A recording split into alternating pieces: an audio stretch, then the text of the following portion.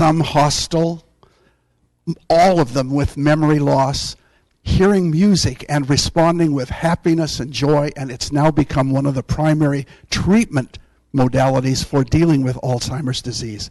So Robert Cohen, composer from New Jersey, has written a major work for choir, orchestra, and soloists called Alzheimer's Stories. And the Fresno Community Chorus Master Chorale will be presenting that on Sunday afternoon, March the 22nd. And just as Councilman Capriolio said, it ends with a wonderful appeal to caregivers to sing anything, because music brings back the memories of these people, has a wonderful way of doing that. And so we as a chorus are very pleased to present this, and we're allied with many community organizations that have just responded to our presenting this work. And San Joaquin Garden, the terraces at San Joaquin Gardens, is underwriting the concert. We have present in the chambers today many members of the chorus, members of the chorus board, and representatives of the organizations that are helping with this concert. And I'd like to introduce Jessica Lopez, who is the, I think, Public Relations Director for Executive Director for San Joaquin Gardens, the terraces there, and she has a special invitation to make herself. Thank you. Good morning, everyone. We here at the terraces at San Joaquin Gardens were ecstatic to partner with the Fresno Community Master Chorale, especially because being Fresno's oldest and now newest continuing care retirement community, we have a level of care dedicated to folks with Alzheimer's and dementia. We use music therapy every day to really champion their quality of life, to provide nurturing opportunities to nurture their spirit. And for me personally, I started my career working with older adults in retirement at 18 years old. And my first memory is working with a resident with Alzheimer's who passed away about a year after working with her. Every day when I helped her to bed, I sang to her, "Yes, Jesus loves me." And that was what calmed her down and allowed me to help her to bed with ease, because we know there's behaviors and it can be upsetting. Folks don't understand what's happening. When she was on hospice and passing away and hadn't really communicated, and we knew that her time was short here on this earth, I helped her to bed one last time with her husband laying next door to her and in his bed, and I put her favorite nightgown on, and with tears streaming down my face, I sang to her, "Yes, Jesus loves me." And her lips started moving in rhythm with mine. And that was my first experience realizing the power of music with folks with Alzheimer's and dementia. Excuse me, I'm getting choked up.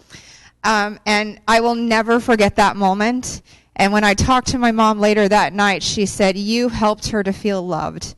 You made it okay for her to go." She passed away 4 hours after that moment that we shared. So I firmly believe in what this choral group is doing, and I know the power that it will have. And what I'm so excited about is it will give a forum to truly have a discussion about this disease. Because while it is the 6th leading cause of death in the United States, we're not talking about it, because there are still stigmas attached to Alzheimer's disease, and this will start a much-needed conversation in a forum that brings joy to people, and that is music. So at the terraces of San Joaquin Gardens, you should have a handout that invites all of you to our community, located at 5555 North Fresno Street. We're excited to do a virtual tour, a dementia virtual tour that will allow all of you to understand and to feel what it's like to experience Alzheimer's disease. And so we highly encourage you to come out to join and have that experience. I can guarantee that it will be something you will never forget. And how many of you have somebody that has Alzheimer's disease, dementia, family member, friend, loved one? It's worth the time for you to invest, to take a moment to put yourself in their shoes. So thank you. Thank you, Jessica. And Alan, if you would just give us those details, March 22nd, the location. The location is at the Paul Shagorian Performing Arts Center at North Clovis High School, sort of the corner of International and Clovis Avenue. Willow and International. Very good. Thank you. 2:30 on Sunday afternoon that day, with a presentation beforehand at 1:30, which is a presentation from the composer and Dr. Alex Sheriffs, who's a local gerontologist, part of the UC San Francisco Alzheimer's and Memory Center. So he will give some of the clinical aspects. Mr. Cohen will give some of the musical aspects for this wonderful work that will be performed that afternoon. Thank you, Alan. And would you read the proclamation for us, please?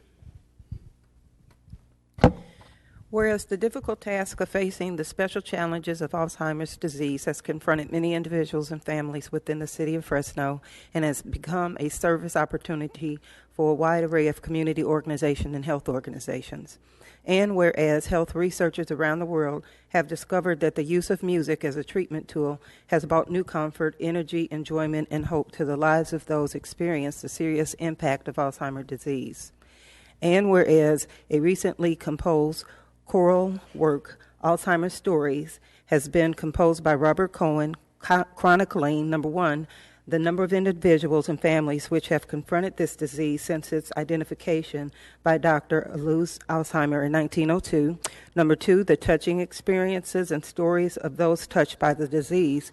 And number three, the enormous challenges placed upon those for the victims of Alzheimer's disease, including the new opportunities for using music to bring hope to both victims and caretakers, since love and music are the last things to go.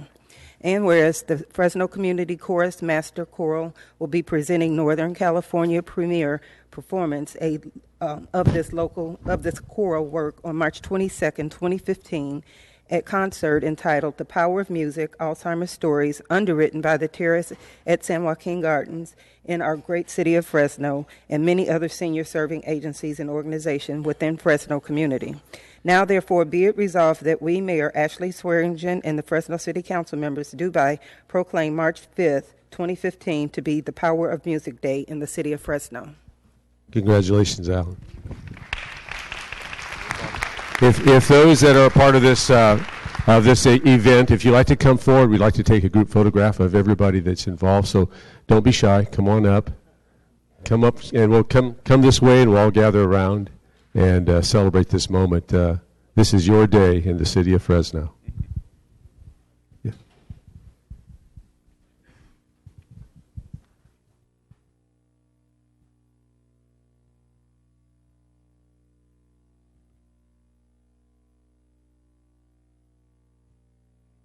All right. It's on. It's on.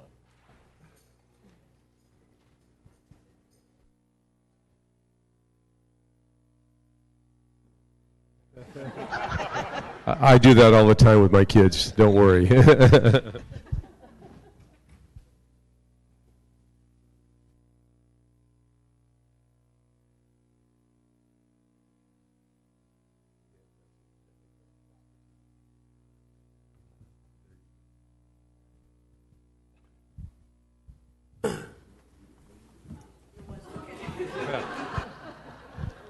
We tend to make that mistake. Yeah. It seemed to be on.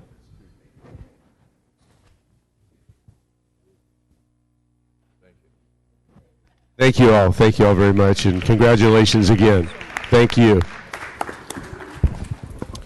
All right, thank you, Councilmember Capriolio. Next, we will have a proclamation of National Nutrition Month by Councilmember Brand, followed by the Wellbeing Senior Solutions Day by Councilmember Brand.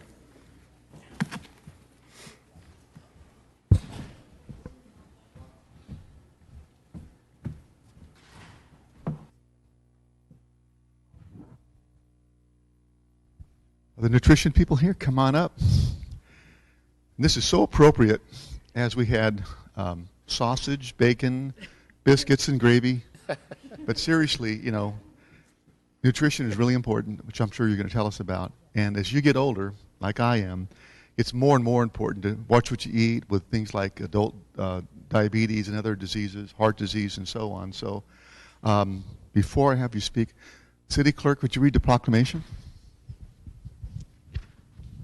Whereas National Nutrition Month is a nutrition and information campaign created annually in March by the Academy of Nutrition and Diabetes to focus attention on the importance of making informed food choices and developing sound eating and physical activity habits. And whereas food is the substance by which life is sustained, and the type, quality, and amount of food that individuals consume each day plays a vital role in the overall health and physical fitness. And whereas there's a need for continuing nutrition education and a wide-scale effort to enhance healthy eating practices, now therefore be it resolved that the Mayor and City Council of the City of Fresno encourage all citizens to join the campaign and become concerned about the nutrition of others in the hope of achieving optimum health for both today and tomorrow, and do hereby proclaim the month of March 2015 to be National Nutrition Month in the City of Fresno. Give him a hand, please. I'm going to add my son Tommy is a registered dietitian for WIC, and I get preached on all the time. So why don't you say a few words? Sure. Well, thank you. We want to thank the council for proclaiming March National Nutrition Month. My name is Kim Terapelli. I'm a registered dietitian. I'm also the president this year of the Central Valley District, which is part of the California Dietetic Association. And March celebrates this year taking a bite into a healthy lifestyle. That's what National Nutrition Month theme is this year. But this month and every day, as dietitians, we work in a variety of different fields. So including community programs such as WIC, we work in working with patients that have diabetes, heart disease. We work with patients that are trying to maintain a healthy weight. Also in specialty areas like renal nutrition, oncology, which is cancer. I work for Kaiser Permanente in the bariatric department. So we're able to work in a wide variety of areas, and every day we're trying to promote healthy nutrition, good choices, and also encouraging exercise and maintaining a healthy weight. The Central Valley District, our district spans from Bakersfield all the way to Merced, and we get to do a lot of fun community events where we educate parents, children. We get to work in schools doing cooking demos. We participate in the Stone Fruit Jubilee, which is in June every year. If you've never been to that, you might want to check it out. It's a fun event where you get to try all kinds of fresh produce that is grown right here in the valley. And then also Farm and Nutrition Day is coming up on March 20th, and that's an event where I think it's third graders from around Fresno Unified go, and we do all kinds of educational events for them, teaching them about the agriculture in our area. And so it's just a great opportunity. As dietitians, we enjoy our positions, and we love to work in our communities, and we're just super excited to be here today. I'll just let you guys say what you do. Sure, I'll start. Go ahead. Start at the end. All right. I'm Michelle. I'm actually with DaVita Dialysis, which you guys may have seen all over the city. I work with dialysis patients, so the patients who are on this therapy, it's a life-saving therapy, and their diet is very specialized. So every day I work there full-time with my patients and try to work with their family members to make sure that they're feeling better and living as healthy as they can. My name's Leslie Dozier. I'm a registered dietitian as well, and I work in a variety of accounts. My main account is the Fresno Heart and Surgical Hospital, and like Kim, I do a lot of bariatric work with the patients there who are having weight loss surgery. I also work at San Joaquin Valley Rehab Hospital. I have a skilled nursing facility that I work at, and so that shows you that there are so many different types of patients out there that dietitians are responsible for to assist with their eating habits. So thank you again for having us and for proclaiming March National Nutrition Month. We're very proud of that. You want to take a picture?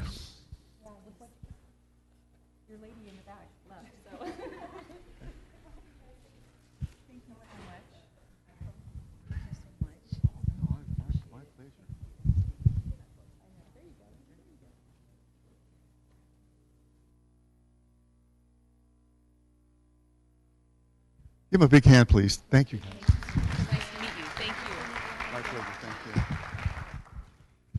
The Dysons here. Rochelle Dyson. For the Wellbeing Senior Solutions.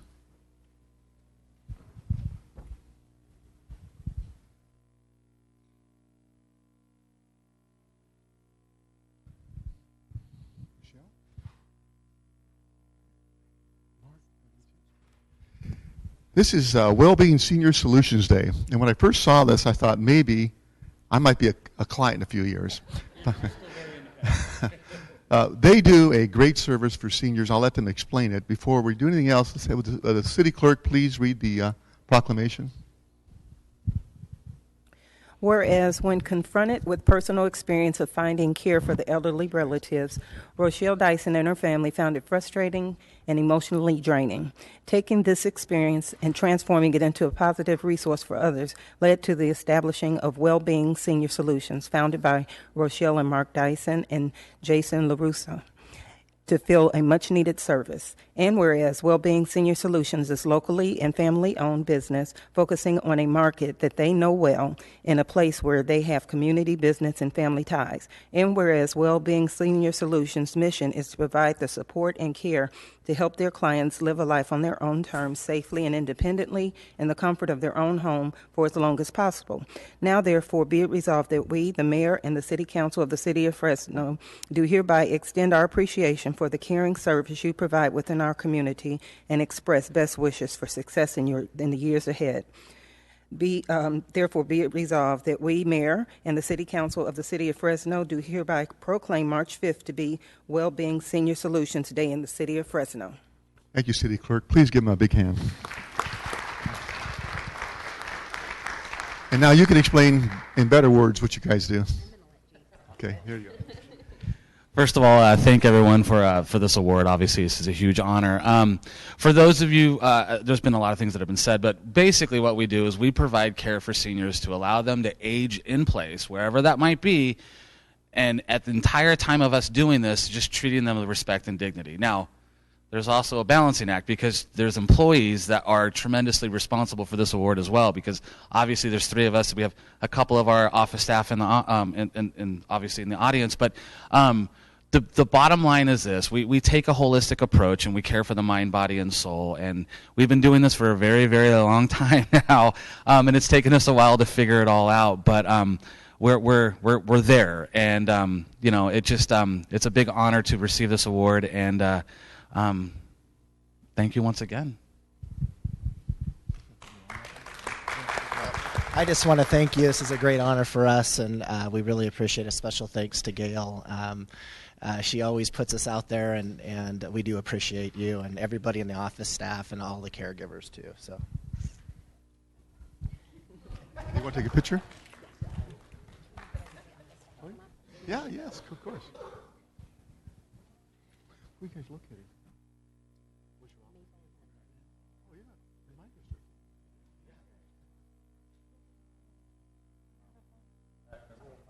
Oh, here.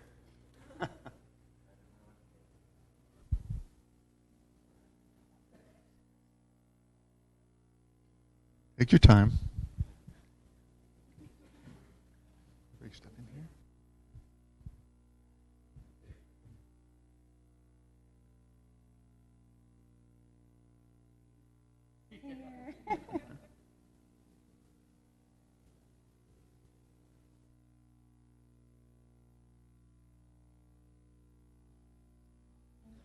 Please give him a big hand. Thank you.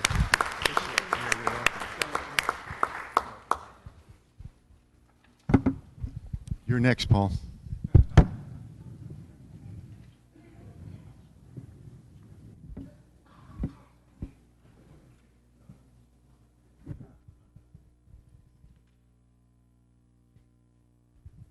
Thanks, Todd.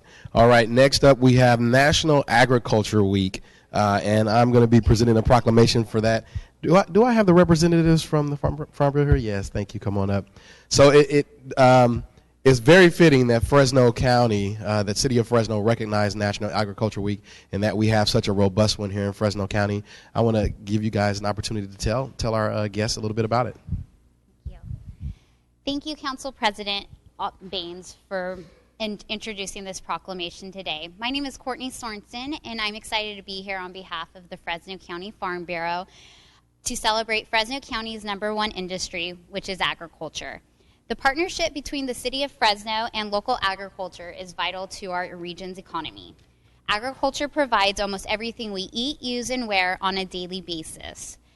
In Fresno County, more than 400 crops are grown and on more than 5,600 farms.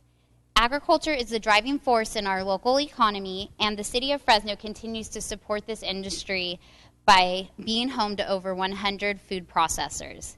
The annual Fresno Food Expo is a great showcase of our region's bounty.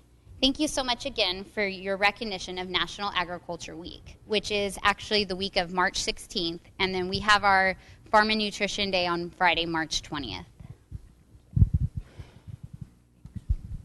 Good morning. I'm Kathy Reed Bevington. I'm the Interim Associate Dean for the Jordan College of Agricultural Sciences and Technology at Fresno State. So thank you very much for doing this proclamation and allowing us to be here and share a little of the exciting things that we're doing at the Jordan College currently, in agriculture, of course. One of the things that we're most excited about, if you live anywhere near the university or need to drive by there, you've seen at Barstow at the corner of Barstow and Woodrow, there's a big new building going up, and that's the Jordan Research Center.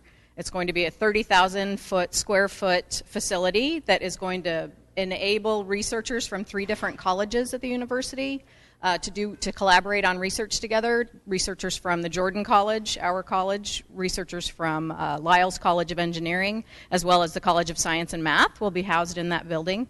It will also enable us to have greater connections with industry and do collaborative research with industry in that facility as well. That will be opening in the fall. It's actually proceeding on schedule. We also just began an honors program in our college for our top students across the 7 departments in our college.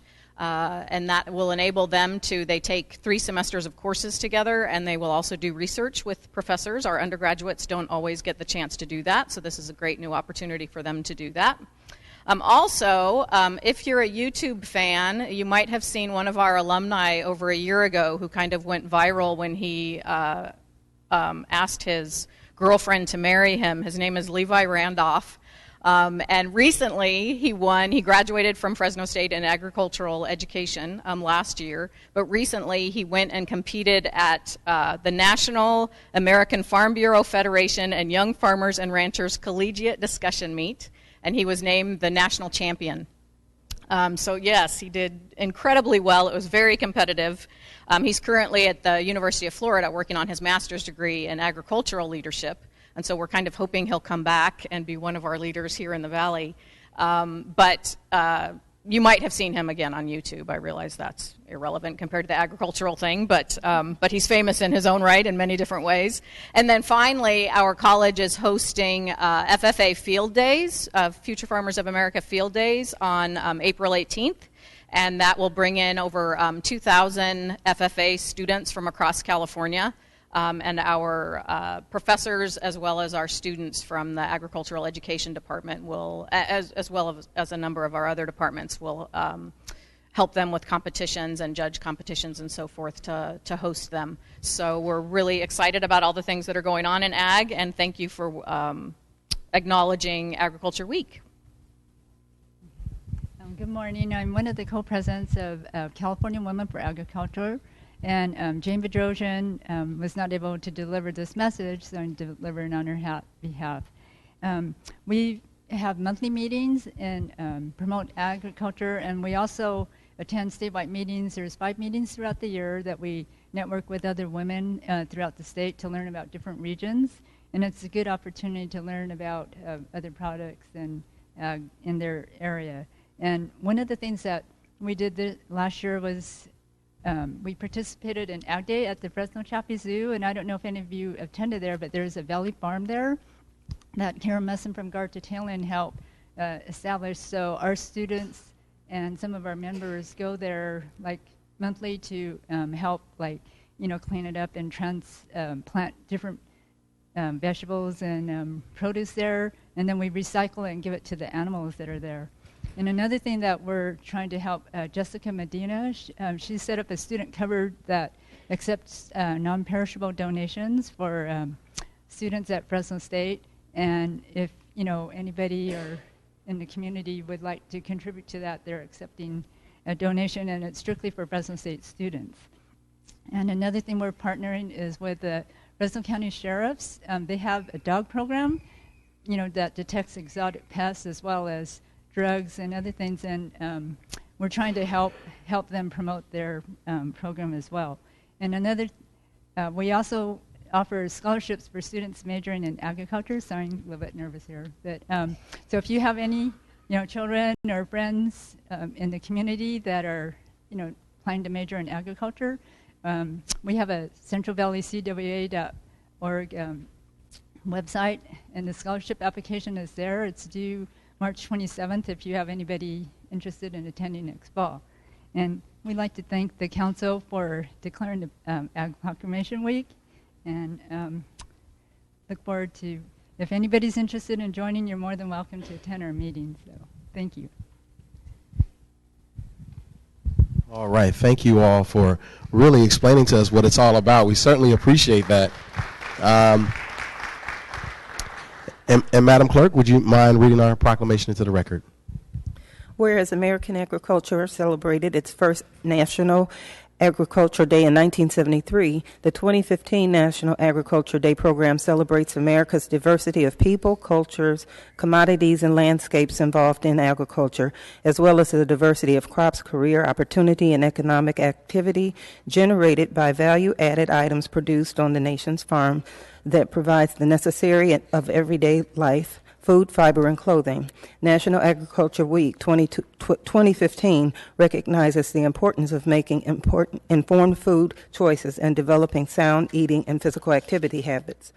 And whereas the city of Fresno and county of Fresno are located in the heart of the San Joaquin Valley, which is one of the 5 Mediterranean growing regions in the world, known for its fertile soils, long growing season, and a developed surface and groundwater supply that enable county farmers and ranchers to produce more than $6.44 billion in agriculture production in 2013, and is one of the leading food and fiber producing counties in the state and nation. If Fresno County were its own state, it would be ranked 24 in agricultural production.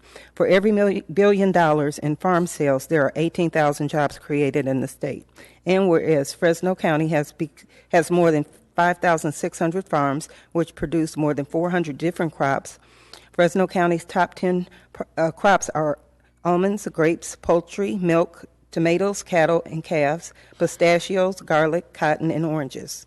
A special activity is planned for Friday, March 20th, when more than 3,500 third graders from the county of Fresno will converge at the Fresno Fairgrounds for the 2015 Farm and Nutrition Day to learn more about the values of good health and nutrition habits, as well as agriculture in San Joaquin Valley and the world.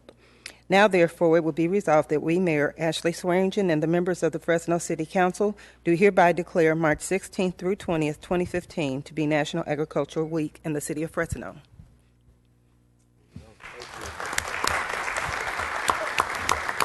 Now, that was a lesson.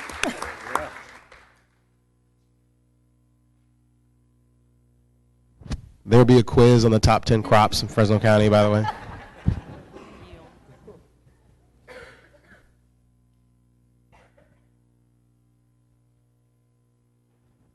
All right, thank you all very much.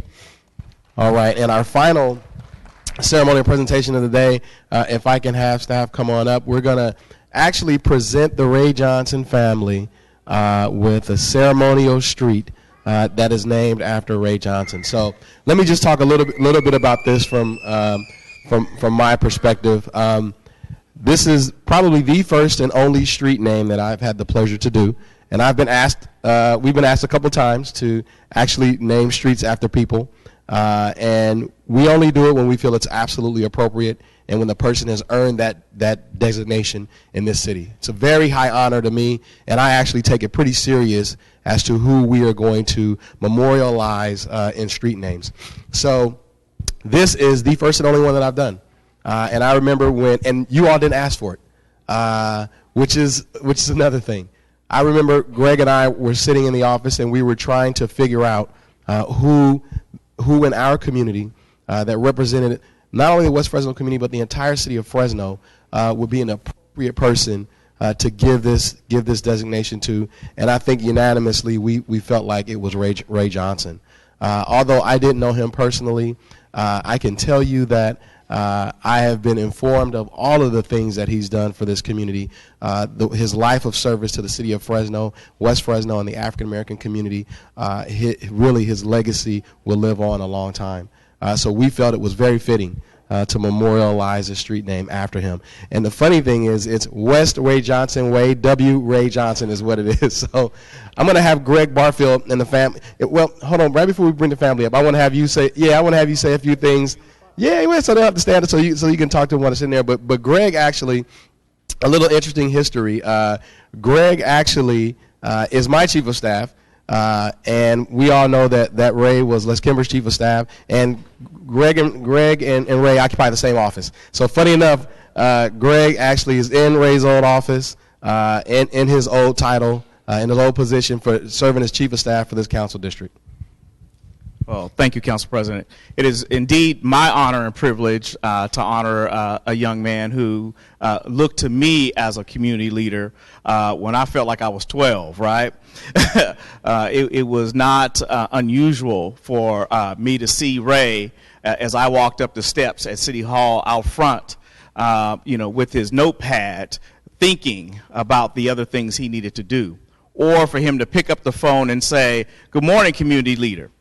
And, instantly, you would think, okay, I'm being called to service. And it was true, but it didn't feel like being drugged to service. It was a call. And so when this opportunity came up on this street, it wasn't even a rock, paper, scissors. It was hands down. It had to be Ray. So it's just my honor and privilege to be here with all of my family, because they've definitely have adopted me in the 30-plus years I've been back here in the city. And I just want to say thank you all, and I love you very much. And thank you for coming near and far for this day. So, all right. And thank you. I want to have the family come up and receive the ceremonial street sign, if you all don't mind coming up. Don't be shy. All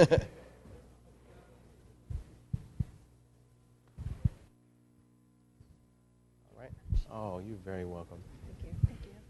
Thank you. You're welcome. You're welcome. Thank you so much. You're welcome. You're welcome. Thank you so much. Thank you. You're welcome. Oh, of course. Okay. Yes. Who else we supposed to? Yes. Hello, I'm Stacy Johnson Williams. I am Ray Johnson's daughter. This is my son Donovan, his granddaughter Kennedy, his grandson Trevor, his son Justin, his son Rodney, my mother Irma, and his daughter-in-law Melanie. We are so thrilled and thank the council for honoring for honoring my father and husband. And, my father loved this city, and he really felt that, he could make a difference. He really felt that one person can make a difference.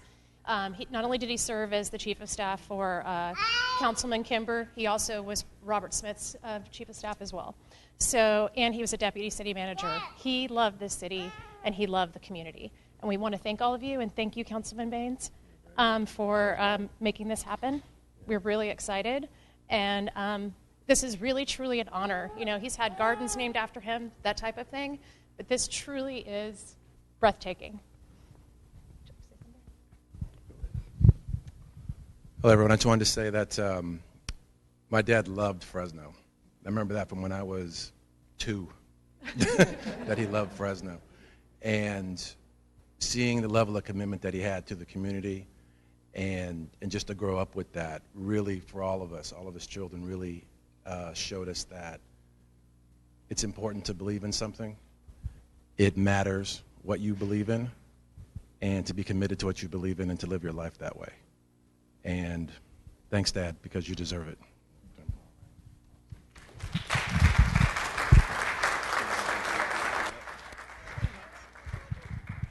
Good morning, everybody. I just wanted to say, I don't think my father ever did anything for this city that he ever thought that anybody was going to come back and thank him for. I don't think he ever really thought that people would sing praises to his name after he was gone. But this is such a tremendous honor, and I know he would have really liked to have seen this come. So I'd just like to again thank Greg and Oliver. This is just fantastic. I really had no idea this was going to happen, and I am super proud of my dad. And you talk about the legacy, you talk about leaving something behind. This is something that my kids will remember. They'll be able to take their kids to see. And I just wanted you all to know how much I appreciated it.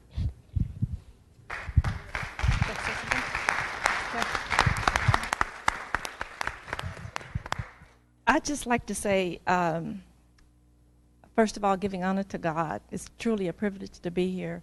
And as Pastor Foster said, it's a great day in Fresno, not because that you guys are honoring my husband and the father of my children. It's because it's just a beautiful day, period. Thank you so much. So we are a small sampling, obviously. So there are 5 grandchildren who are not here. They're still in Texas in a snowstorm. And then we have a host of his brothers, sister-in-laws, cousins, etc. If you all could come up as well and enjoy this honor with us. Yeah, it's going to be a big picture, so you guys got to come back.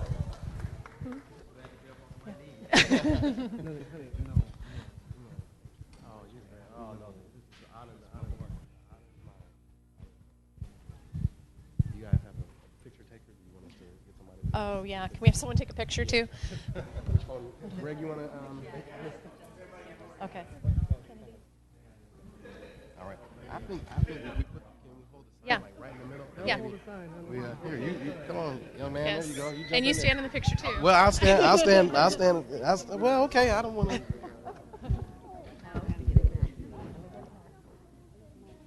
Well, you can't stand behind me. Oh, okay, all right. We're putting it under sideways.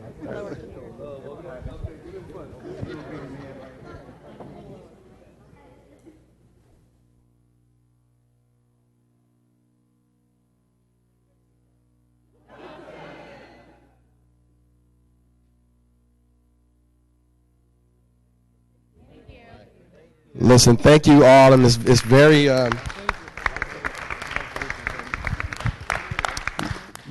You're all very welcome. It's very rare that we get to really honor a local hero, so we're always touched when we have the opportunity to do it. Thank you all so much thank you for sharing your dad with us all those years. We know it was tough. Sal, go ahead. Yeah. Thank you, Mr. President. To the Johnson family, I'd just like to share a real quick story with you before you leave. I see Wayne Richardson in the audience. How you doing, Wayne? Good. Just want to share with you, I worked with Ray here for a while at City Hall, but I met Ray when he was originally going to Edison. I was at Mount Carmel School, which I don't know how, but Wayne was a student there as well. But anyway, Ray and I would talk about the old days in West Fresno, and he'd say, man, I wish those days would come back and everything. And some of you may remember the Mr. Bolt clothing store. And Ray said, yeah, I got a lot of jumpsuits there. And we said, I asked him, do you still have them in the closet? And he said, I think I do. I got them in storage. But he said, they're going to come back one of these days. And then we talked about his time when he said, we were famous before the Temptations. We were called the Marvelous Vels. He said, I was the only one that didn't know how to dance as good. Everybody else was good dancers except me. But it was really a lot of fun to work with him and have known him all those years and shared a lot of those stories. And I can tell you, and as you're well aware, he's here in spirit. He is here in spirit today and celebrating with everyone. So we're blessed to have known him, too. Thank you very much.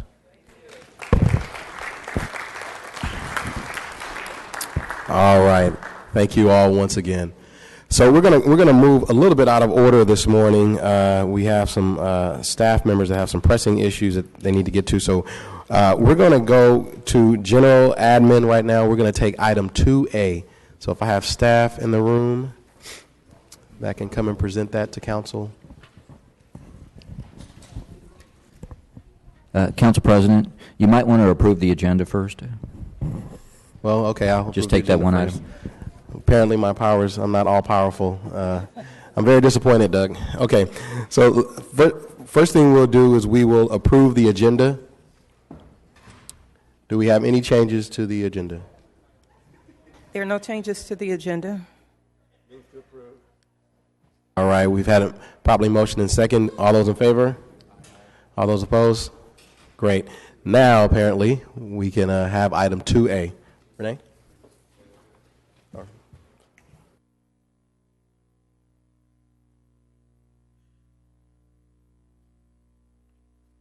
Good morning, Council President, Council members. In 10 years with the city, it's the first time in front of the dais. And if there was ever an agenda item that I would like to, be here at, this is it, because I feel, minus the beard, like a ratepayer Santa Claus. So in following the vision of the administration, the mayor, Mr. Brandau, and the rest of the council to look under every nook and cranny for ratepayer-friendly financing, the State Water Resources Control Board is now accepting applications for water pipeline infrastructure projects under their state revolving fund low interest loan program. This loan program typically provides funding at 50% of the state average interest rate paid on general obligation bonds, and the loans typically vary between 0 and about 2.3%, and also with their new policies may come with a match component that could vary typically between 13 and 21%.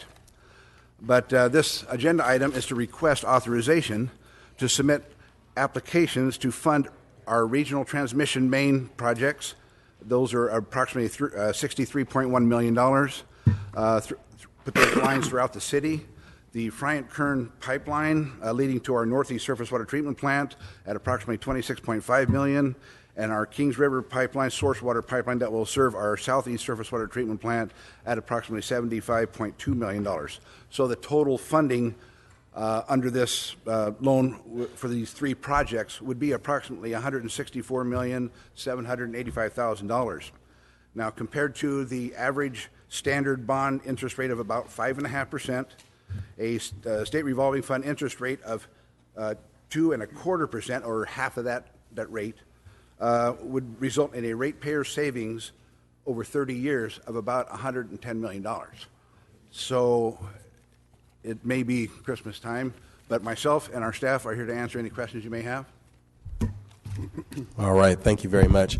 We will now take this item out to the public. Do we have any members of the public wishing to comment on this item? All right, seeing none, we'll bring it back to the dais. We have several council members that would like to make comments. First, we will have Steve Brandau. All right. Thank you, Council President. And thank you for that report. I think this is fantastic. Following the vote that we took last week to begin a water project, and we saw some savings, and I'm fighting a cold, so I'm going to try and make it brief. We saw a lot of savings by applying to the state for the surface water treatment plant, about $104 million, the life of that project. And if we can pull off another $110 million, the result of the 104 was about $3 per month per ratepayer. And it's a significant amount of money in time. And so I'm hoping that we can reduce rates to the ratepayers once again if we hear good news from the state on this project. So in fighting this cold, I might have missed it. I loved your presentation. Do we have an idea when we'll get word?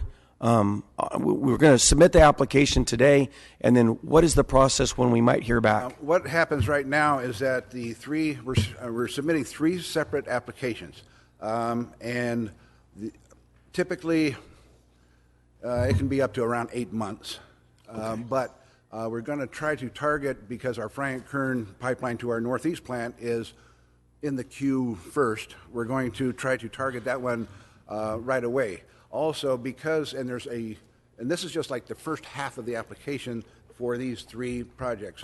We'll submit those, we'll hit the button as soon as you say yes, or what, and we'll hit the button and those will go, and then we start working on the second half of the applications to give them the financial, environmental, all the other information that they need for their application. But we've already submitted the financial and environmental documents to them, and some other documents they need. And so in conversation with them, they may not need those financials because those CAFRs haven't changed. And so we may be able to accelerate the Bryant-Kern pipeline, relatively quickly, within, 4 or 5 months, something like this. So And so the other ones will also be scheduled, and the State Board has been very cooperative with us so far, as Cassie Chahan has been up here before, and so they'll be scheduling those other two projects, the Kings River Pipeline and the regional transmission mains, as those schedules come up, and they will work with us on those. So that answers the question. Yeah, that did good. So last week, one of my amendments to the big vote that we took was to do an annual review and a reconciliation of the rates. So hypothetically, every year for the next 4 years, we already took one step and the rates went up a little bit, but every year for the next 4 years, we'll see another part of that rate structure roll out. And prior to that, we're going to have a rate reconciliation presentation here at City Council. So I'd love to hear, I'm hoping that this work all gets done before our next round of increases in that rate structure. So that hypothetically, if we save 12% on the surface water treatment plant, if we were to save another 12% on this loan, then we could put that in and adjust the rates prior to the next round. Yeah. So that would be wonderful. Right. So. Yeah. Well, thank you very much. That answers my questions. Councilmember Capriolio. Glenn, I just wanted to say thank you very much, and please don't wait 10 years to come back and visit us with news like this. We need this news every day as often as we can get it. So continue the good work, and Merry Christmas. Thank you very much. Councilmember Brand. Just have a few follow-up questions. So this, again, was clarified by Member Brandow, is an additional amount of money that we're applying for low-interest loans. Roughly, I got the totaling $164 million. Yes, sir. Okay. Now, in the original capital plan, my recollection was it was 429 was the total. I believe 88 was at the pay-as-you-go 88. Okay. So the balance would have been roughly all under bond financing, approximately $340 million. That's correct. Okay.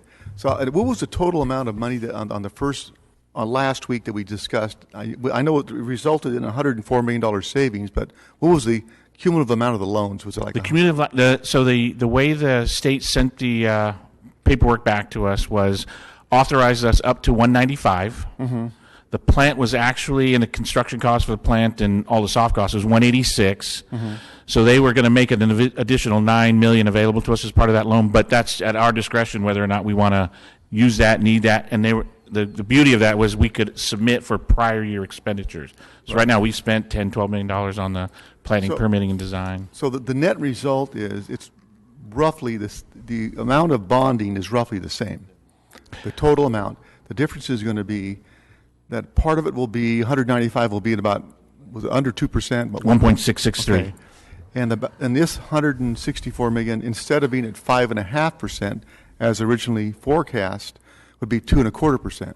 2.25%, and we're just posting that right now. Again, the state was very generous, and as they mentioned last week, they were able to find us 1.663 money. That's not to say they won't find us 1.663 money again, but for managing everyone's expectations, we're going 2.25% right now, and our hope is to under-promise and over-deliver on that once that letter comes through.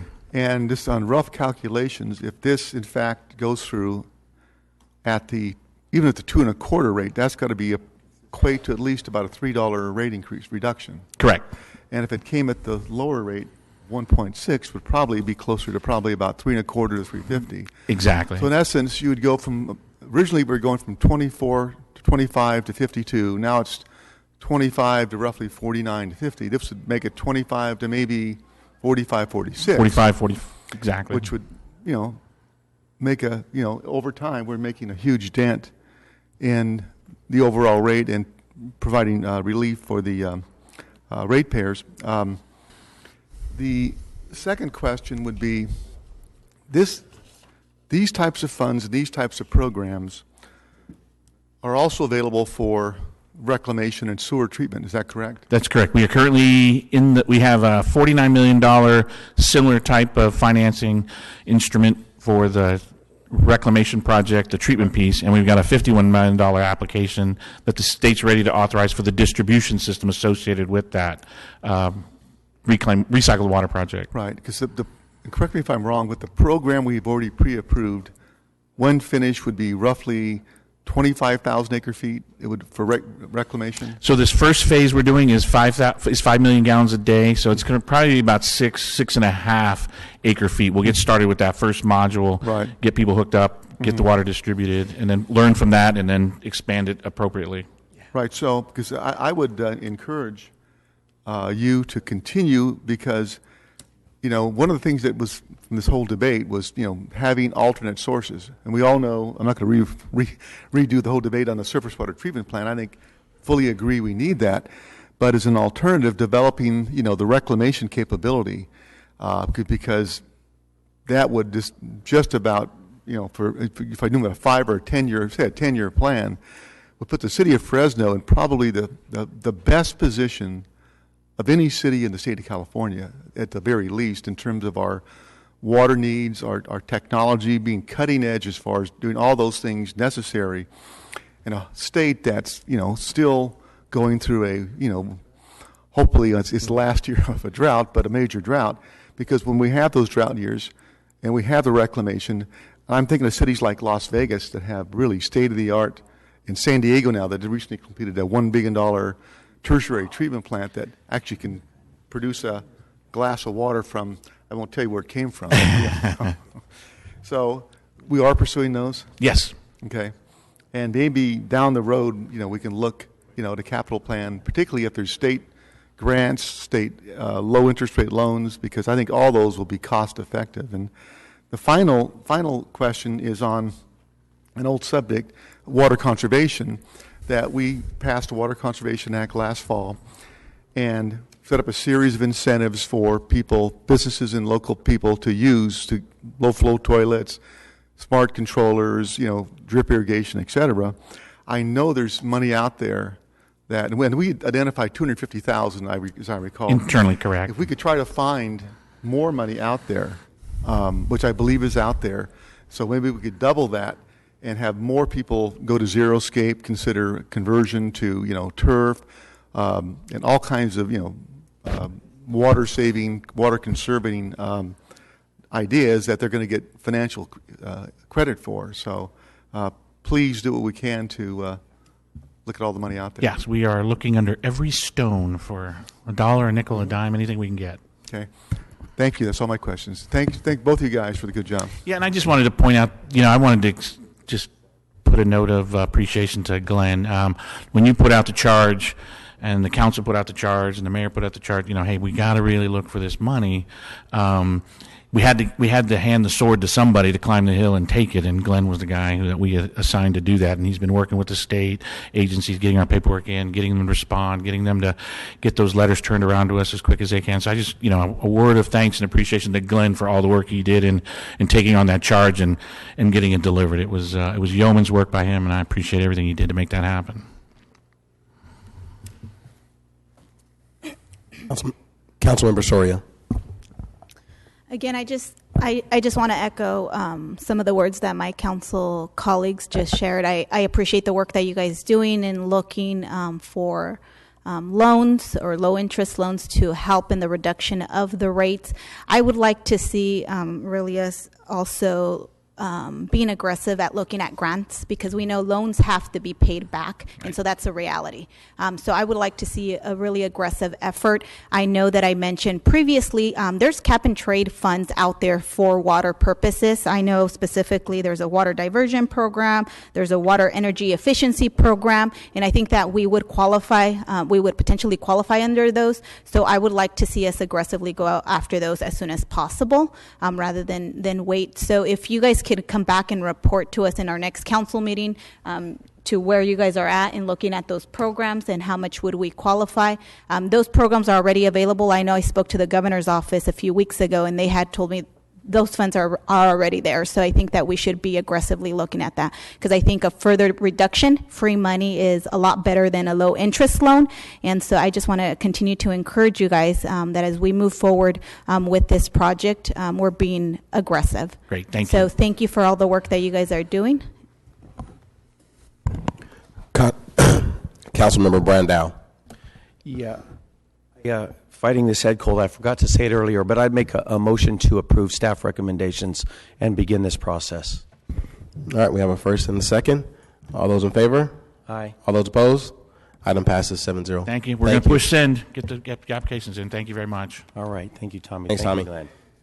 All right, we will now get back on course here. We need to approve our council minutes, city council minutes from February 26th. Do we have a motion for that? All right, we have a first and a second. Any of the council members' comments? All those in favor? All opposed? Item passes 7-0. We now need to also approve the successor agency minutes from February 26, 2015. Do we have a motion for that? All right, it's been properly moved and second. All those in favor? Aye. All opposed? All right, now we will go to our council member reports and comments. Councilmember Soria. I just want to make a note that March is Women's History Month, and I am actually very proud to be here as the only councilwoman next to my colleagues. So I do want to just make a note that March is Women's History Month, and that we should be celebrating the accomplishments that our women throughout our nation have accomplished. I will next week bring forward recognition of this month to celebrate not only our women here locally and their successes, but just women across our nation in how important women have been in our history, in our U.S. history. And so the accounts of individual women's lives are really critically important, because they reveal exceptionally strong role models who share a more expansive vision of what a woman can do. The stories of women in the past and present, the choices they've made, encourage girls and young women to think larger and bolder, and give boys and men a fuller understanding of the female experience. Example of our women's achievements, challenges, stereotypes, and upbends social assumptions about women are and what women can accomplish today. So just wanted to make a short note. Hopefully next council meeting, which is at the end of the month, we will bring forth a resolution to celebrate Women's History Month. So thank you. Councilmember Capriolio. Thank you. Yesterday I had the privilege of attending Fresno Police Department and Fresno Peace Officers Association recognition of Edgar Padilla. He's a well-liked, long-standing police officer. We know every day they face danger and difficult times. Unfortunately, Edgar contracted pancreatic cancer. So yesterday was a celebration. It was called Shave the Brave. And as we sat there and enjoyed talking to Edgar, I think it was 48 members of the police department actually shaved their heads to support Edgar and his battle with the cancer. And I think there were 3 ladies that cut their hair. They donated that to Love of Locks for those that have cancer problems. So it was a great event. Our best to Edgar. Continue the struggle, and we support him. Secondly, Kids Day was a lot of fun. I was at Blackstone and Shaw, and it was a great day, a lot of fun. A lot of money was raised for Valley Children's Hospital, and I wanted to acknowledge the Fresno State Rugby Club, men's and women's. They, on their own, raised $1,285 for Valley Children's Hospital. It was great to see them all out there, and it was a great event. And you can continue to give to the Valley Children's Hospital. So thank you. Councilmember Brand. I want to ask the city manager, we passed the general plan in December. I had made a motion that within 90 days we come forward with the first draft of the development code. So I believe the next meeting is March 26th. I'd like to make the request for the record that we start that process with a draft for the council. Thank you. Councilmember Quintero. Thank you, Mr. President.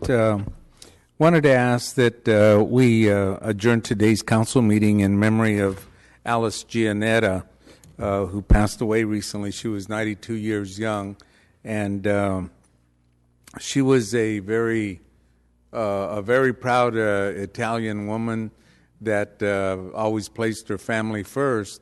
And she was also one of the founders of the Building Industry Association's Women in Construction Group, and she was always there with a big smile on her face whenever there was a fundraiser to attend or having to go cook in the kitchen for the fundraiser, but always there with a ready smile and energetic, and always gave you a hug and a kiss, and just made you feel like you were 100%.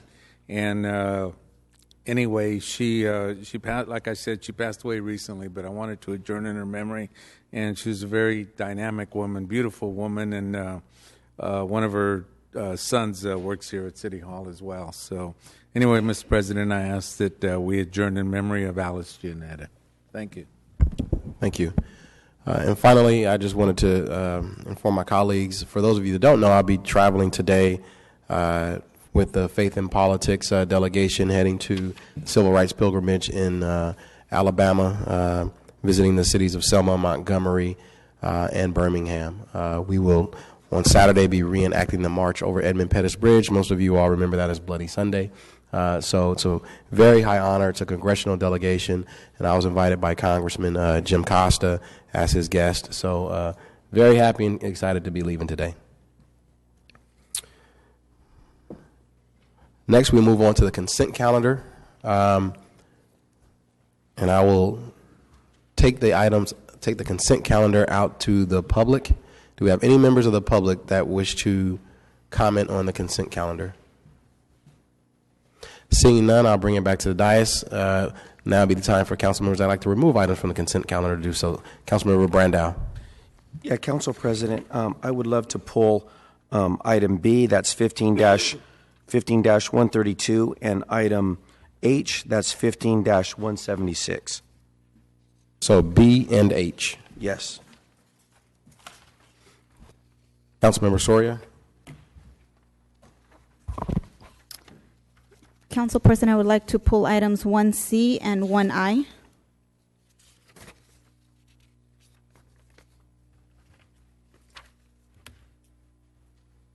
Councilmember Quintero. Thank you, Mr. President. I'd also like to pull item 1D, please. D as in dog? D, yes, sir.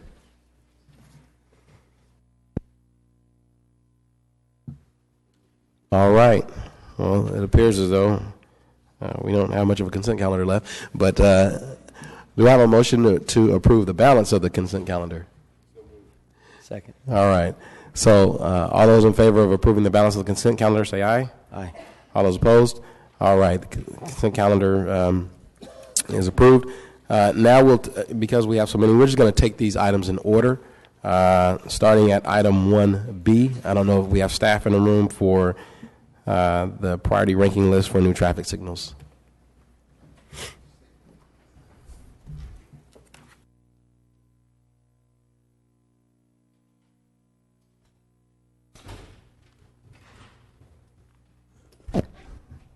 Good morning. I'm Jill Gormley with Public Works Traffic Engineering.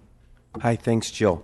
Jill, I just had a couple of questions, and actually flipping around, I lost my place in the agenda booklet. So really what I was going to ask was, this is on prioritizing signal lights in our city, right? We have a list for the traffic signals and also for left turn phasing at existing traffic signals. Is that, and I'm going to kind of be looking while I'm talking to you for that. I lost it. There were 2 pages. Is one page? Oh, thank you. Councilwoman Esmeralda rescued me right there. All right. There's 2 pages. One is a list of it seems like about 30, and then the other is a list of about 10. What are these 2 different lists, and then how do you come up with the prioritizing? Could you explain that to me real quick? Sure. The first list is actually about 53, and those are intersections that do not currently have a traffic signal. So those would be locations where we would propose new signals. The other list actually has traffic signals, but they might not have the left turn phasing, which would be that left turn arrow at those intersections. All right. So, okay. Now, so the top list is intersections that don't even currently have a signal light. Correct. And then there's a kind of a point system here. And so I have a couple questions about that. The point system prioritizes them. So the one with the highest points is the one that we need to do first. Is that kind of, in general, the way this works? Years ago, we came up with this ranking system, and it's meant to be unbiased. It's based on things like traffic volumes, if there's a school in the area, if there's a need for coordination with adjacent signals. And the number one ranking is basically the one that had the most points allocated based on those different criteria, that variables that we will look at. And then does that intersection also have to be specifically funded from some source? There's kind of a column for funding. Right. What if one of them is blank and there's no funding implicated on this schedule? Does that mean that one doesn't go, even though it's a high priority, or is that? How do we look at that? Well, we use this list when we're looking at grant applications. Grant applications are very competitive, and some of these may meet the criteria for certain applications and not for others. So, number 30 may not be funded, or may be funded, while number 1 may not be funded. It may be just that a grant came along that met the criteria, that location met the criteria for. Maybe it was a school-related grant versus an air quality-related grant. Okay, so we might find additional funding for some of them. Exactly. And so then, if we don't, does that mean if there's not additional, or there's not a second source of funding, that doesn't mean that particular intersection's not funded under our city funding? Is that correct? Well, we do have our impact fee program that we collect and we use towards the installation of traffic signals. Recent years, it's not been as robust as it has in the past because we are paying out a lot of those impact fees into credits towards developers that actually install signals. And could you kind of recap maybe last year, how many signals in the city did we add? So we have this ongoing list. About how many did we accomplish the last? I don't have that information in front of me.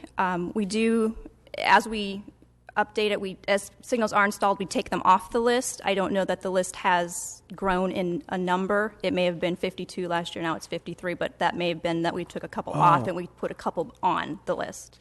So it's our goal to accomplish this whole list this year? Not necessarily this year. This is a running list. Some of these may have been on there for years. Maybe funding hasn't been available. We keep them on there until we actually construct the traffic signal. Until the project's done. Right. Perfect. Thank you. Thank you, Joe. I'll make a motion to approve staff recommendation on this list. I'll second it. Councilmember Soria. I have a question just for clarification purposes. So again, going back to priority and ranking of these projects, so just because it's higher on the list doesn't necessarily mean that it will get funded first. It all depends on the grants available. Right. So the one on the top one on the list had the highest number of points based on the criteria that we were looking at: volumes, accidents, is it in a school area, whatever combination that is. That actually has funding. That's a highway safety improvement grant. The number 4 is a CMAQ grant. That's the air quality grant. So there are different criterias were met for those grant applications for those locations. Okay. And for the ones, because I know that there's a few in District 1 that doesn't have the estimate, when will those estimates be updated? And we try to update the estimates regularly. Okay.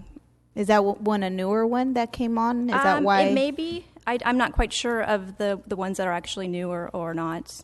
Okay. So, yeah, I guess we can get that information at a later point from you guys. Thank you. Councilmember Quintero. Councilmember Brandow, just for your information, and Ms. Soria as well, there's one listed here in District 5 that's like number 1, 2, 3, 4, 5, 6, 7 at Cedar and Woodward. There's Sequoia Middle School there. General Vang Pao School is one block over. That's been on there since the mid-'90s for me. Okay? So, just FYI. Thank you, Councilmember Quintero, for that perspective. All right, we have a motion and a second. All those in favor? All those opposed? Item passes 7-0. Now we will move to item 1C. If we have staff in the room for the approval of the acquisition of 3.42 acres of property from HMK Limited. And just for the record, we'll have 1D next if staff is in the room. Pete Caldwell, Senior Real Estate Agent for the Public Works Department. This is Councilmember Brandow. Is this your? This is mine. Oh, yours? Okay, go ahead. So I just had a question just regarding even future acquisitions for Veterans Boulevard. I know that we saw one in our previous, I don't know if it was, I think, the previous council meeting. But we also passed last week this Enterprise Capital Management and Citizens Oversight Act. So I'm just trying to understand if any future related acquisitions are to be reviewed by this committee, since it is a capital project that is over $20 million. And so I just want to get clarification because our council did pass that oversight committee last week. I want to make sure that if this is something that will fall under that. I don't know who. Councilmember, this is a regional Measure C Tier 1 project. So the oversight of this project is actually provided by the Fresno County Transportation Authority. Our Public Works Department works with the Transportation Authority.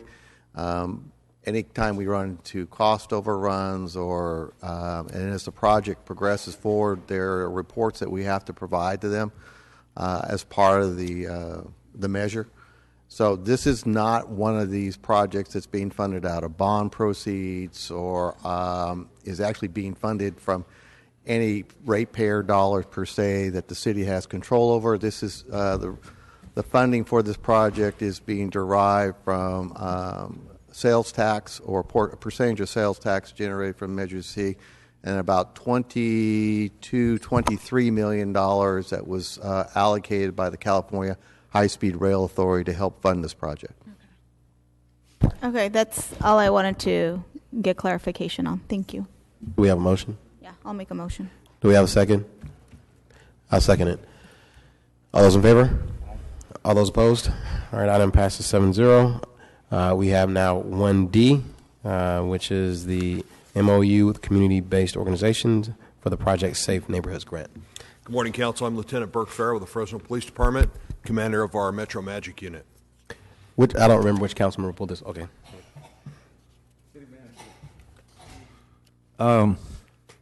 I pulled this item simply because in reading it, I know part of it is going to go into the Calwa area, and I need more information there. It's pretty broad in terms of the description of what they're going to do. I've got a concern with who's going to be overseeing it. I'm just not at a comfort level. So there's really, I need more specifics. I've been working with an organization over there off the front for a couple years through Calwa School. And I don't know if they're a part of this. I mean, I just don't know anything about it other than the money's here. This is kind of broad thing of what they're going to do. Plus, I don't know where the boundary lines are for the Calwa area. So, I mean, there's just, unanswered questions. Burke, any issue with holding this over for 2 weeks? Is there any timelines that we're dealing with? We're eager to move forward on the project. I can answer the questions that Councilmember Quintero has now, if you'd like. I guess my question is that if council chose to delay this until the 26th, is there a time sensitivity in doing that? The issue we have is these MOUs are also going before the county, so we'd like to get them signed and approved so we can move forward with receiving the funding from the federal government. The MOUs today would allow council to allow the police department in the city of Fresno to act as the primary agent for the disbursement of the grant funds. All $450,000 of which would be going into the Calwa area. The boundaries would be Church on the north, Annandale on the south, Maple on the east, and Orange on the west. So that's a prime area that's affected. There is a component in the grant that's required by the feds that our research partner, which is Fresno State, who receives 20% of the grant, would conduct scientific research in the area and survey to determine if those are the correct areas. I'm sorry, sir? If I can interrupt you, please. Of course. I know you got a badge and I don't, but I got to interrupt you. The point is this is these are monies that really impact our neighborhoods in a positive way, and they're really, really vitally important. And did you contact other council offices to go over them or see if they had any thoughts or input into this? Sir, we applied for the grant. We're on a very short time frame. We applied for the grant based on the understanding that we'd be working within the community. We chose the Calwa area based on our crime analysis data and problems within that area, and that's where all of these funds are focused, is in Calwa. So no, we did not talk to any of the other council districts about this issue. Okay. All right, so we're going to the county when with this? County's going to take a look at this week. This week? Next week? Mm-hmm. Okay. Unless I hear and I'm not hearing anything, we've gotten the grant. All we have to do is execute an MOU. I will go ahead and with due respect to the council member, ask staff to table the item until the 26th and to meet with you to go over what's being proposed in your district, sir. Can we do it? Okay. Thank you, Mr. Cityman. I appreciate it. That's what I want to do. So, Sal, you want to make a motion to table that until the 26th? Motion to table, and then in the meantime, that'll give us an opportunity to meet and discuss the grant itself and the impacts. Right. Second. Okay. City Attorney, do we need to vote on that, or can that just happen? You should vote. Okay. We've had a motion to table the item to the 26th. We've had a second. All those in favor? Aye. All those opposed? All right. Items tabled to the 26th. Thank you. Thank you, Mr. Fair. Next, we will have item 1H as in Henry, and after that, we will have 1I.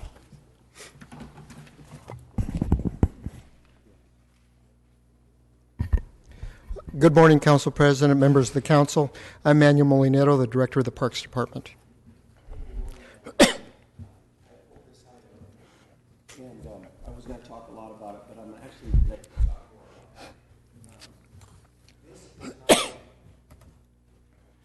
This is about a community science center that is a great opportunity for our community to take advantage of. And it is located in Highway City off of basically Shaw and Golden State, very close to District 1. It's right there on Shaw and Golden State. And I had an opportunity with you, Manuel, to go visit the site here a couple of days ago, and Sean and Eddie and a couple of others were there, and you showed me the facility, and you began to tell me about how this is a great opportunity for our community and a blessing for our community. And you talked about some folks that were helping us with this project. And so I just, instead of just passing it on consent calendar, it's a really easy thing to pass. But I wanted my fellow council members and the community to hear a little bit about this opportunity, so in upcoming days we could take better advantage of it. So I'm going to turn it over to you, Manuel, and let you tell us a little bit more about this science community center. Thank you very much, Councilman Brandow, and I'm really appreciative of your enthusiasm for this particular program. Although today the council report is to approve funding so that my staff can use the foundation funds on this program, to me, it really is a historic day because of the fact that the science program has literally outgrown the double-wide trailer that it used to be in, and we're moving it to a permanent location. The signal that we're sending to our donors that we're finally appreciative of this program enough to move it into a community center that had been closed for 4 years, and moving it into a permanent location has really been extremely well received. This program not only serves children in the city of Fresno, the program has is of such a great quality that school districts now come to us and contract with us to provide our science mobile and science programs for various school districts. There aren't too many recreation departments that can boast that fact. The other thing that I'm really proud of is that we recently submitted this particular program to the California Parks and Recreation Society in a competitive competition to see if it would be recognized as one of the best programs in the state of California this year, and it was recognized as the best science program that operates out of a Parks and Recreation department, which to me is also sending a very, very powerful signal that Fresno is really doing things that are exceptional. With us today, we have some people that I think are very important. We do rely on foundation funds to support this program, but the individual that has really spearheaded this and really made it possible for funding organizations to feel comfortable in providing this money for us is the person that really has spearheaded this program for us, Manuel Hernandez. I refer to him as our own in-house Mr. Wizard, so I'd like to recognize him. Manuel, stand up. And as I said before, we have received a number of foundation grants to support this program, but we had an opportunity to take Ann Cluse from PG&E over to see the program. And again, like you, she was extremely impressed with this program. And I'd like to recognize Ann Cluse not only for helping the city in many ways, but also specifically helping our science program. Ann?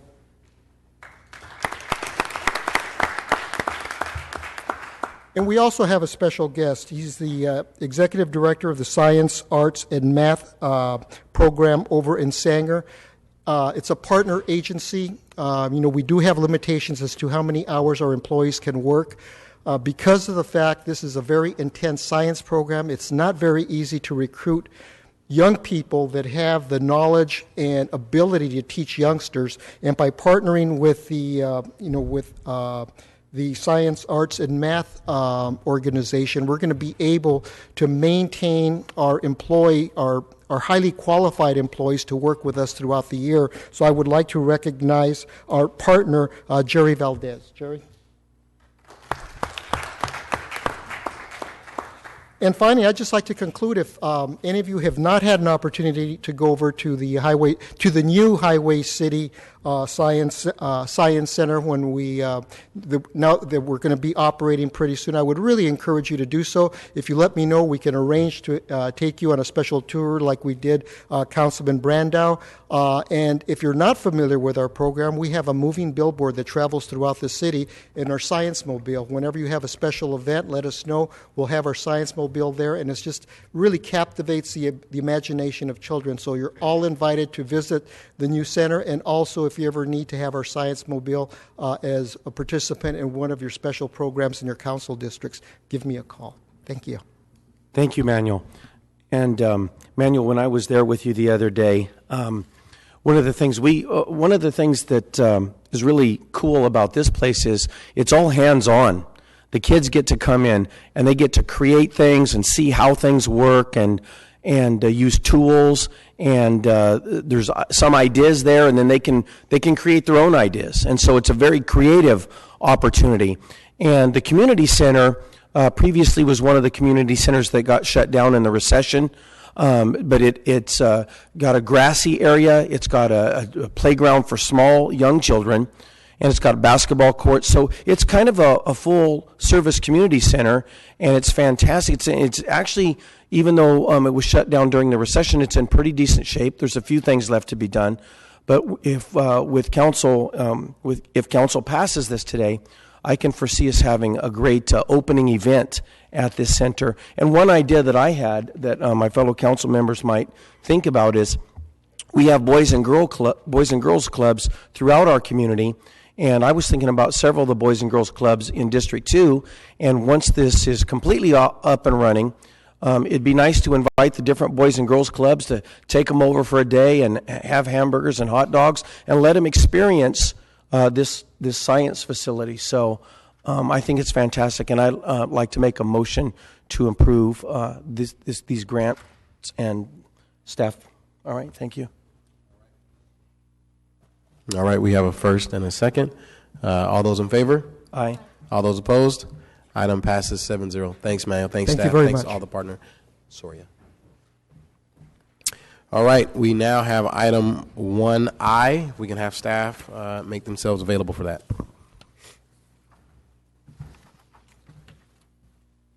Good morning, Council. Del Estabrook, Code Enforcement Manager, and the item is our 2015 weed abatement program that I introduced last week, and I'll be more than happy to answer any questions. Thank you, Del. I just had a couple questions, or maybe one question. So, as I understand the program, there is an ability to have a public hearing, right? Yes. If someone is given a citation for noncompliance. That is correct. And just to follow up on that, I just wanted to understand if there's currently a mechanism in place if a property owner is unable to pay for the abatement fees if charged. Yes, we can work with them on that too. Yes, ma'am. So is there a certain procedure in place, policy within the department? Just wanted to get more detail on that to understand We can the ability. we can work with our appeals officer or our hearing officer to set up a payment plan or something like that. We can work it. So is there a threshold in terms of them showing their low income, or how does that generally work He would in terms of your evaluate policy? case by case. He'd look at the whole, everything, what they have the ability to pay, et cetera. Okay, so there's discretion. Yes, ma'am. Within the process. Okay, perfect. I just wanted to make sure that there was a mechanism for that. Thank you. We have a motion? Make a motion. All right, do we have a second? Okay, second by Councilmember Brand, and Councilmember Brand, you're up. Hey, Dale. For somebody who's had owned property and had, the city noticing very inconsistently, there's years that there's a notice out there right away. Other years it never even comes. Is there people that drive around on a regular basis that monitor the vacant properties? Correct. This system is our most resource-efficient system. Put the notice out, put it in the B. We've already had people call us on it, so we know they got the notices. Right. April 16th, we'll split our roster up into different areas, and we'll check it to make sure that have been done. Okay, and what about city properties that are not in compliance? Because I've had good one, very good. They send those directly to me. Let me elaborate a little bit. The next directors meeting next week, Jennifer will pass out a roster to each director of their departments and which properties that they have to have done by April 6th. So they have 1 month. And conversely, there's other, like state or county, the same thing, and those properties owned by other agencies? Yes, there isn't a governmental agency that doesn't have a weed abatement program. Each of them are a little bit different. Some of the people, they own the properties. Correct. They're the ones in violation. Mm-hmm. And really, a corollary problem would be the one we had, particularly a couple of years ago, with all the landscape perimeters on many neighborhoods that had went through winter, then it went through spring. Nothing was done. By June or July, everything had grown. It turned to fire hazards, and those are really just as bad and potentially dangerous as the other one. And those you're talking about that are managed like by a CFD or in the medium strips and so on and so forth, our streets department will handle them. But we'll get calls on them, and then we'll differentiate which it is, and we'll make the appropriate calls to get Brian Russell's shop to get it cleaned up. It works. Yeah. And city manager, I know we talked about this on a citywide basis and trying to address that problem from a couple of years ago on this. And so there was talk about, community CFD, and how are we doing on that? Well, I don't think there's been a whole lot of progress with regard to a community-based CFD. We've tightened up how we are currently managing the existing CFDs as well as the landscape maintenance districts, landscape and lighting maintenance districts. So as Del indicated, if it's a frontage or a setback around a development with a landscape and lighting district or a CFD, then we'll notify the appropriate folks. Or in a lot of ways, it's our folks who are managing that. Throughout the rest of the community, it's still a challenge. And as Del indicated, at this point, it is whenever someone calls in or one of our code officers identify a location. I can tell you that within the next 30 to 60 days, it is our belief that we will be launching a new app, an application for a smartphone that residents can literally take a picture of everything from, we're not going to have weedians, but weeds on an island, median island, or other issues, sidewalks, and take a picture and send it to us with the location, and it will geocode the location. So rather than having code going all around town trying to find this, residents can send this information directly to us, which will allow us to address them faster than we have been in the past. Okay. And I know there's currently the applications, like the neighborhood applications now that the Fresno Police Department uses where they can report crime, because a lot of the properties we manage use these applications. And I'm just thinking, as far as monitoring these vacant fields, I mean, do you ever consider getting a drone, those small drones? I mean, you could, do a grid search of the city every day and take pictures and identify for what it's worth. We might ask Skywatch to take a look. I think Bruce would really like a drone to be flying around. Yeah, just put me somewhere. I'll just fly the drone. Yeah. Okay, it's a lot cheaper. So anyway, a suggestion. Thank you, Dale. All right. We've had a first and a second. All those in favor? All those opposed? All right, item passes 7-0. So now we're going to move into our general admin items. We have item 2B. We're going to add Article 3.13 to Chapter 12 of the Fresno Municipal Code relating to the transfer of development impact fees for the reestablishment of businesses relocated due to condemnation. Staff? Good morning, members of the council. I'm Andrew Bonelli with the Public Works Department. We're asking you to have the first reading of Article 3.3 to add Article 3.3 to Chapter 12 of the Fresno Municipal Code relating to the transfer of development impact fees for the reestablishment of businesses relocated due to condemnation. Article 3.3 will allow the transfer of development impact fee credits under certain circumstances from one parcel to a new site when the old site is condemned for public use. City currently provides fee reduction or waiver for new construction on a site that was previously developed but does not allow credits to be transferred. A business that is located on a site that is condemned has either already paid impact fees or was grandfathered into the program. Typically, the old site will not redevelop because it is being used for roadway, railroad, or other public improvements.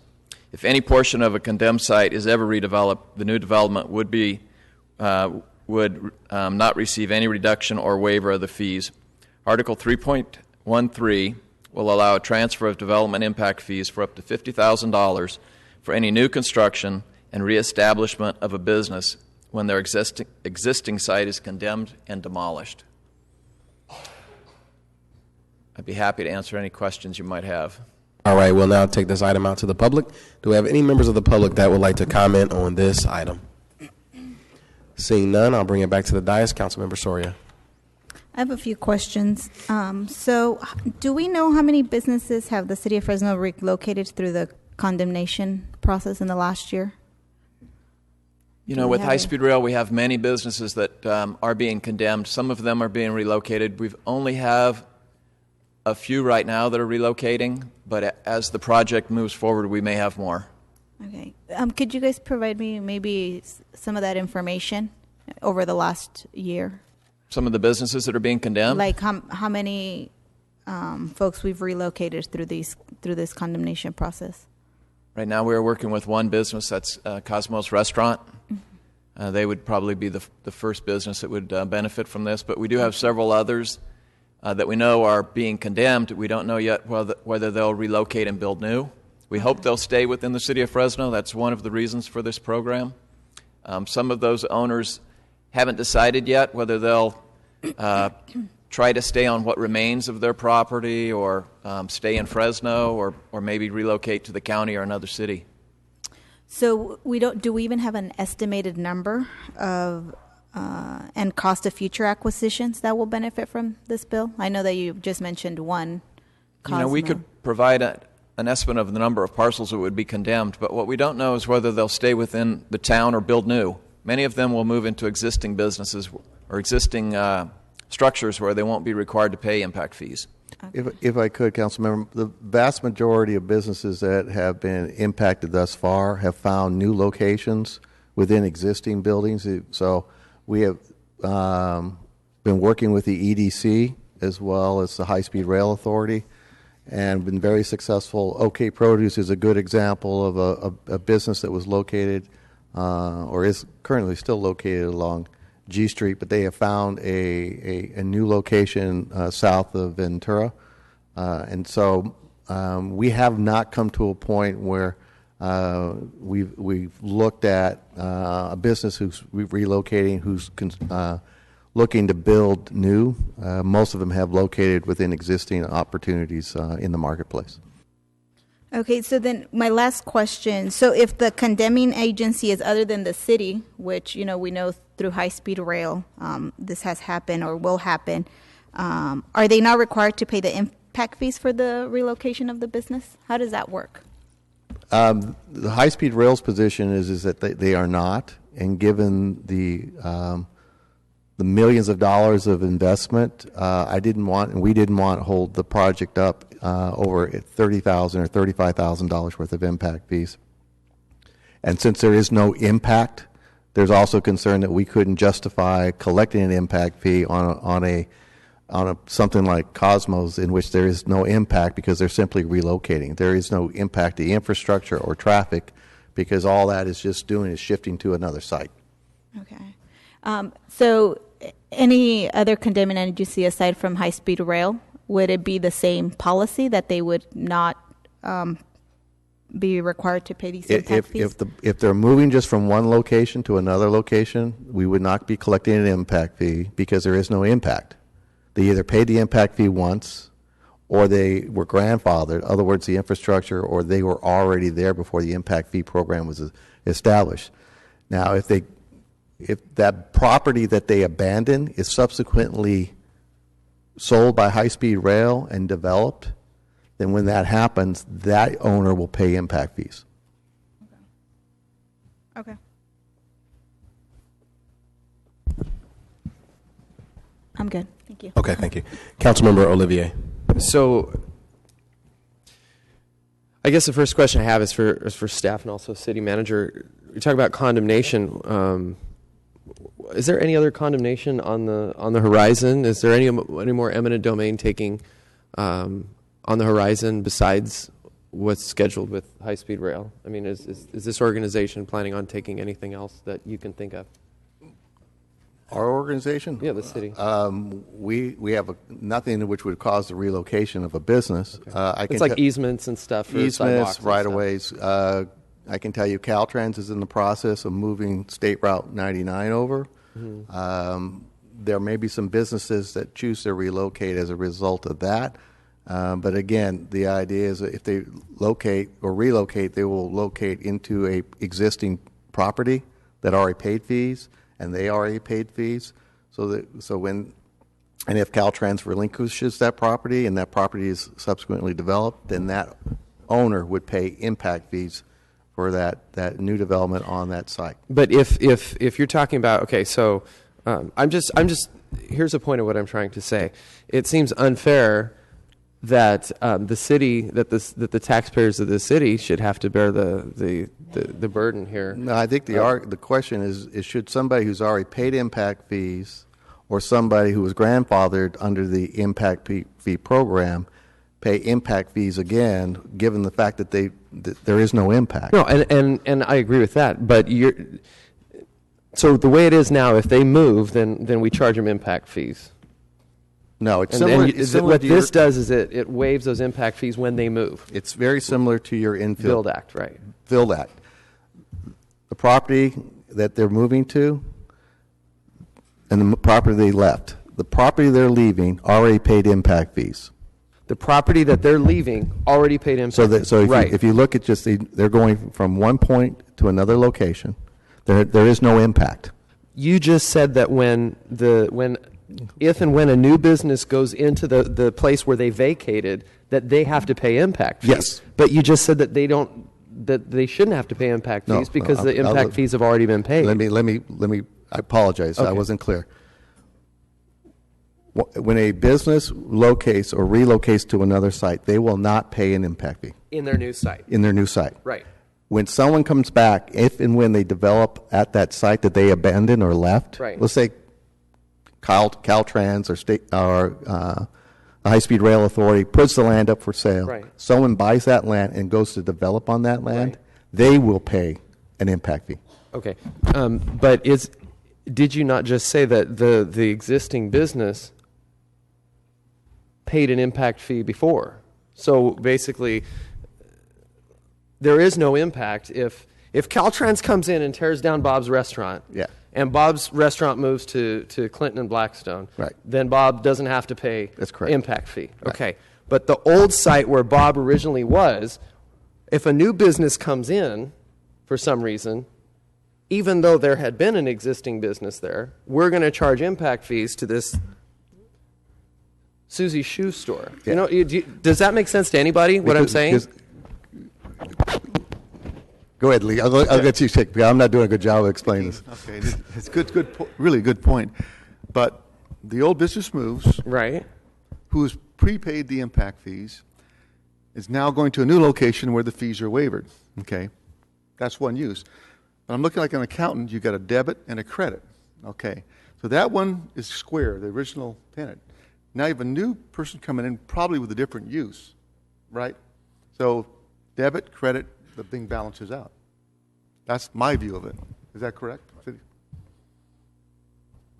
So okay. So even though that site was in use, and so impact fees, we're talking about police, fire, parks, street, and street light, right?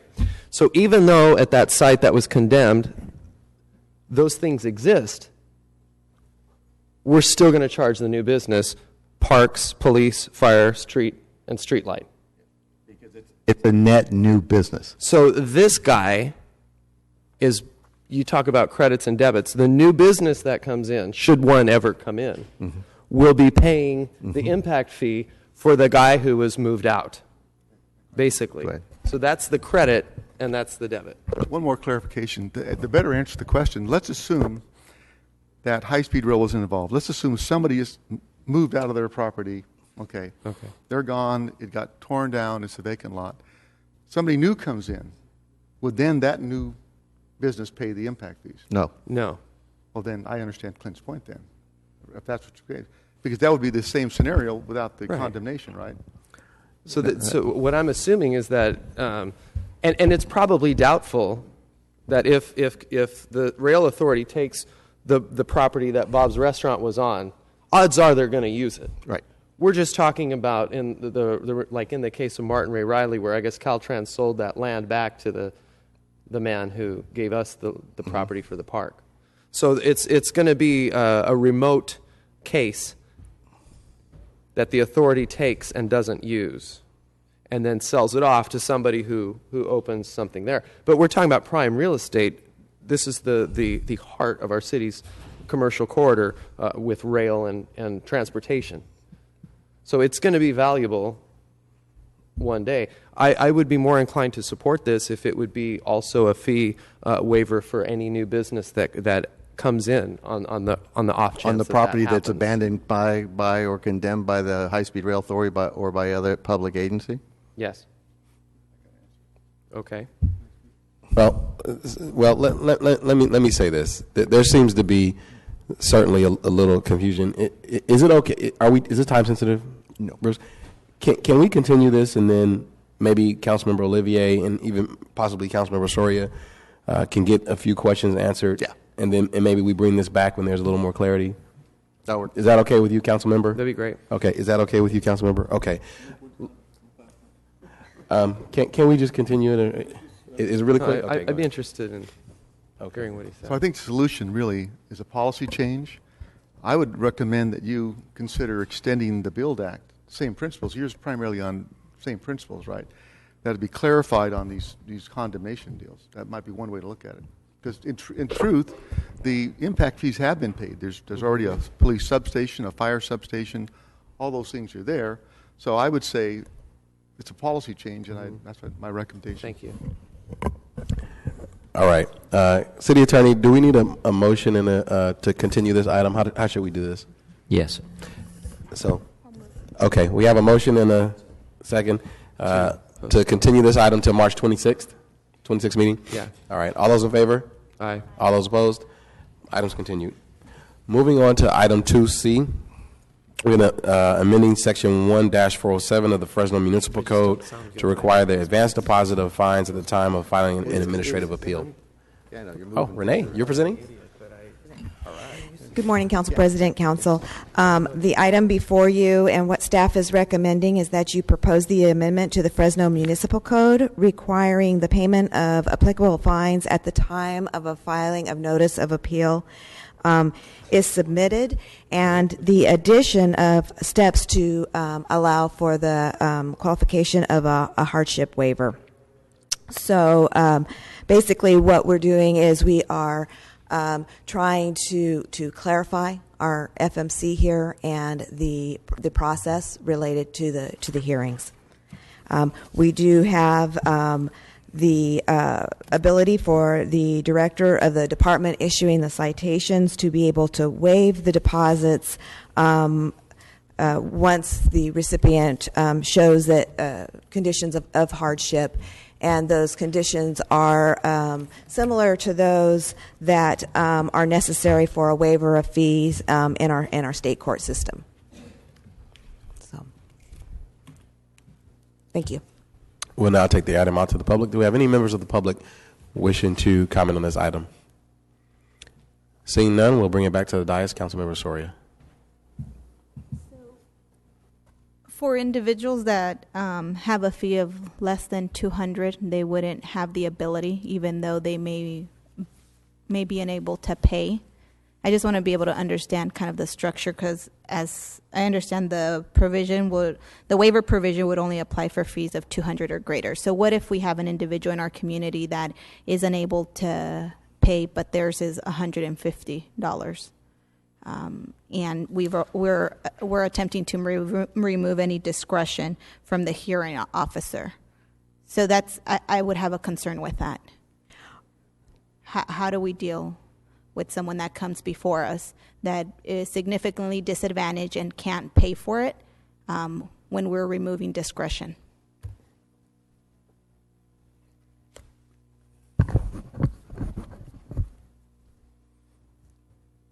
Mr. Sloan can weigh in. The challenge that we have is that we continue to accrue administrative costs as well as penalties that are outlined in the Fresno Municipal Code. And this amendment was discussed as a result of the ongoing challenges, and what has been happening is reductions being made without any real basis for these reductions to be made. There's no consideration, and therefore there's no consistency. So this is being brought before the council as a policy item, in that there is some discretion as far as the hearing officer when it comes to determine whether or not they did or didn't violate the municipal code or building codes, but they do not have or would not have the ability to reduce the fines. They would have the ability to agree to a payment plan, but that would be about it. And Mr. Sloan, is that pretty much cover all of it? Yes, and I suppose you could adjust the amount of the $200. I think the thinking there was that this is where the fine would have to be paid sooner or later, assuming that the appeal is not upheld. And the idea was to pick an amount where it wouldn't result in so many hardship applications for the smaller amounts that the director would be overwhelmed with those. But that amount could be adjusted.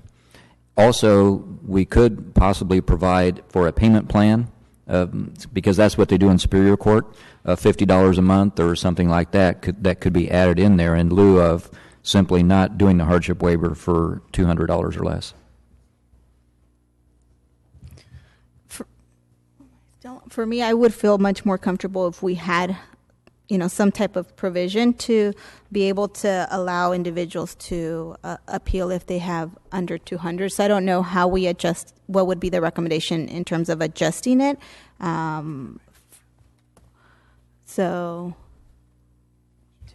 Well, they can appeal now if it's less than $200. This is related to the ability to file the fees. The hardship waiver, yes. The hardship waiver. Everyone can appeal if they first pay what the anticipated fine is. The question is, do they have to pay first or get the hardship waiver? But I guess in terms, so what would be the policy in with the hardship waiver? Can you clarify that? Well, right now, anyone could apply for a hardship waiver for those fines that are anticipated to be more than $200. But the thinking was there could be a flood of requests on the director for those fines that are less than $200. And I think the thinking was that if you're a property owner, if you're managing a property, you should be able to come up with the $200 to pay that potential fine. But you could, this is a policy decision, you could put whatever amount in there that you want to. Okay. I feel that, there may be some individuals in our community that wouldn't even be able to afford the $200. And so I think they should have the opportunity for a hardship waiver. I've only been sitting here for a few weeks, and I've seen that we waive impact fees and all these other fees. And so when we're talking about low-income people, I think that they should be able to have the opportunity to at least go after a hardship waiver, regardless of it being over $200 or not. You could either suggest a smaller amount of a threshold or provide for a payment plan of maybe $50 a month or more. So I suggest we look to a payment plan. So that would be one option. We can do that. You can make an amendment. Okay, so I'd like to make an amendment to add an additional, the ability to go for a payment plan for these individuals. Yeah, we can write that up and bring it when it comes back for adoption. This is just introduction. When it comes back for adoption, we can have that language in there. Okay. All right, there's been a motion. I'll second that. Councilmember Olivier. I just had a question about fee. Does this have something to do with the fee recovery? I mean, is it anticipated we're going to recover more if we change this? No, actually, it's just a matter of when a person files for the appeal, having those fees paid up front, rather than having a lot of filings and no-shows, and then the whole administrative process, is followed up until the date of the hearing, and then there's a no-show, and we're losing funds that way. Right, administratively. But administrative funds. Okay. And if the customer prevails on the appeal, they will get this money back. What percentage of the time does the resident prevail in a hearing? I'll have to get you those statistics, but it a lot of times it depends on the case that's presented by our staff, as far as the packets that are presented, and whether or not Okay. Thank you, Council President. What was the motion? The Councilmember Soria asked that there be a payment plan for people that may have trouble paying a one-time $200 cost, so they'd be allowed to make that $200 threshold in payments. So they get on the payment plan and then they have access to a hearing? Mm-hmm. Okay. Thank you. Are you finished? Oh, okay. All right. So we have a motion. We have a second. All those in favor? All those opposed? Item passes 7-0. Thank you, staff. We will now move on to item 2D. We'll be amending subsection D of the Fresno Municipal Code, section 1-506 of Article 5, to require the confirmation costs by the hearing officer. I think this is you again, Renee. Yes, thank you. And again, this item is for introduction today, and what we are recommending is that the City Council adopt the proposed amendment to the Fresno Municipal Code, subsection D of section 1-506, requiring the administrative hearing officer to confirm the city's costs at the public hearing if there is sufficient evidence, and the costs, he must conform to what the penalties are. Currently, the hearing officer is allowed to reduce costs that include abatement costs, enforcement costs, or penalties if he or she determines that the costs were unnecessary or unreasonable. This amendment eliminates that standard and only allows for the administrative hearing officer to reduce when there is a finding based on evidence that the costs were not actually incurred or are illegal. So again, this is just a mechanism for us to be able to further clarify the rules and regulations and the procedures for the hearing officer. All right, thank you, Renee. We'll now take this item out to the public. Do we have any members of the public wishing to comment on this item? Seeing none, we'll bring it back to the dais. We don't have any council members punched up. I'll make a very brief comment on it then.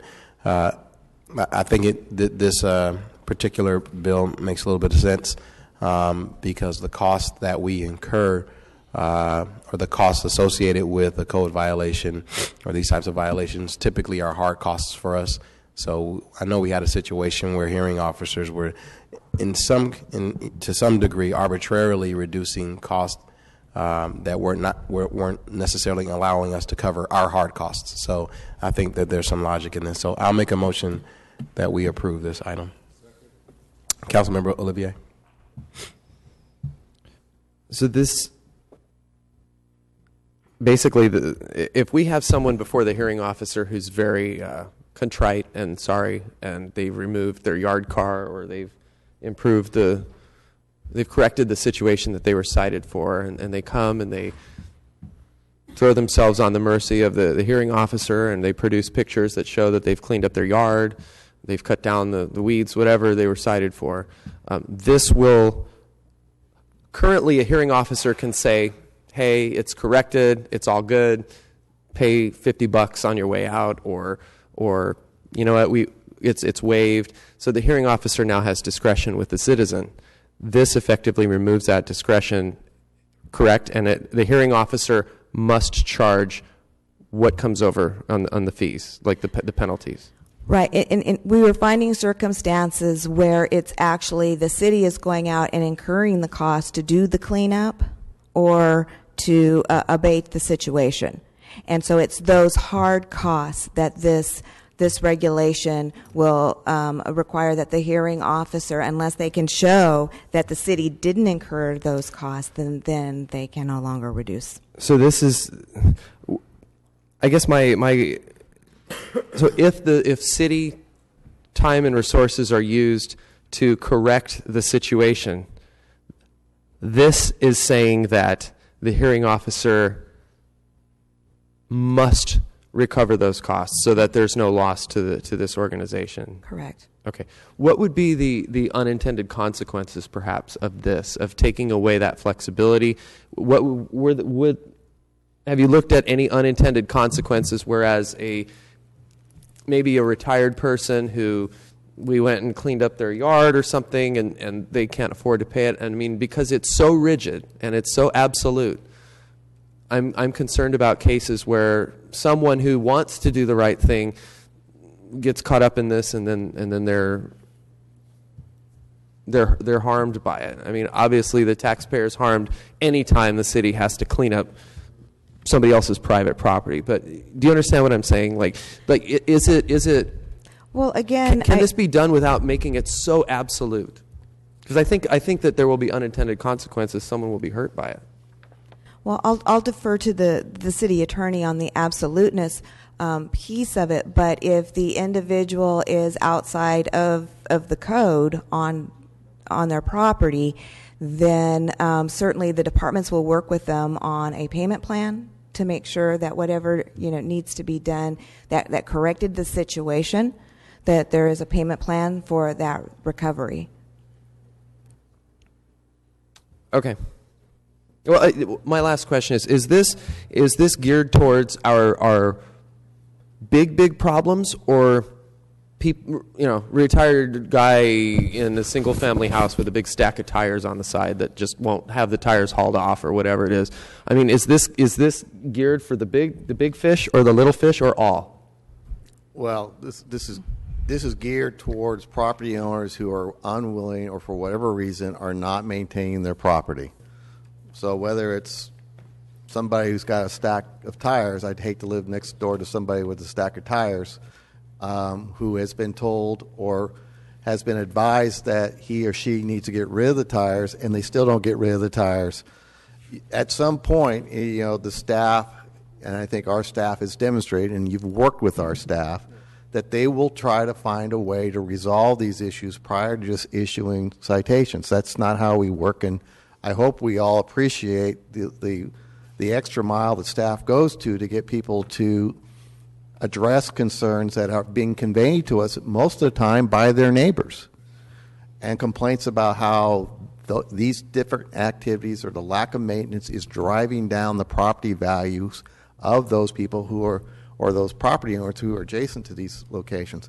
So it isn't that we're trying to target anybody. We're trying to address issues in our community which are causing blight and which are causing property values within a lot of our older neighborhoods to they're being negatively impacted, and this is the way we unfortunately are trying to address a problem in which people just don't seem to think that we are serious at times about getting them to abate issues that are impacting their neighbors. I don't disagree with anything you said, City Manager. I'm just concerned about good people that make a mistake and try to make it right, and then the hearing officer doesn't have any leeway to, get to say, hey, can we? Is this what a hearing officer does? Says, can we just call it $100 and it's even to get it off the books and move on? Would one of the unintended consequences be the fines, because the hearing officer loses the ability to just negotiate the fee down, that we may see a backlog or a glut of fees that people just can't pay because they're too high because of the rigidity of what we're about to vote on? And anybody, city attorney or? Well, I would like to note that I think the concept is that the hearing officer's job is to make a finding whether or not these costs were actually incurred by the city, and if so, award the city those costs. The city manager always has discretion to enter into agreements or arrangements with a property owner to reduce fees in exchange for seeing that work is done and so forth, up to $100,000, which covers almost all of our situations.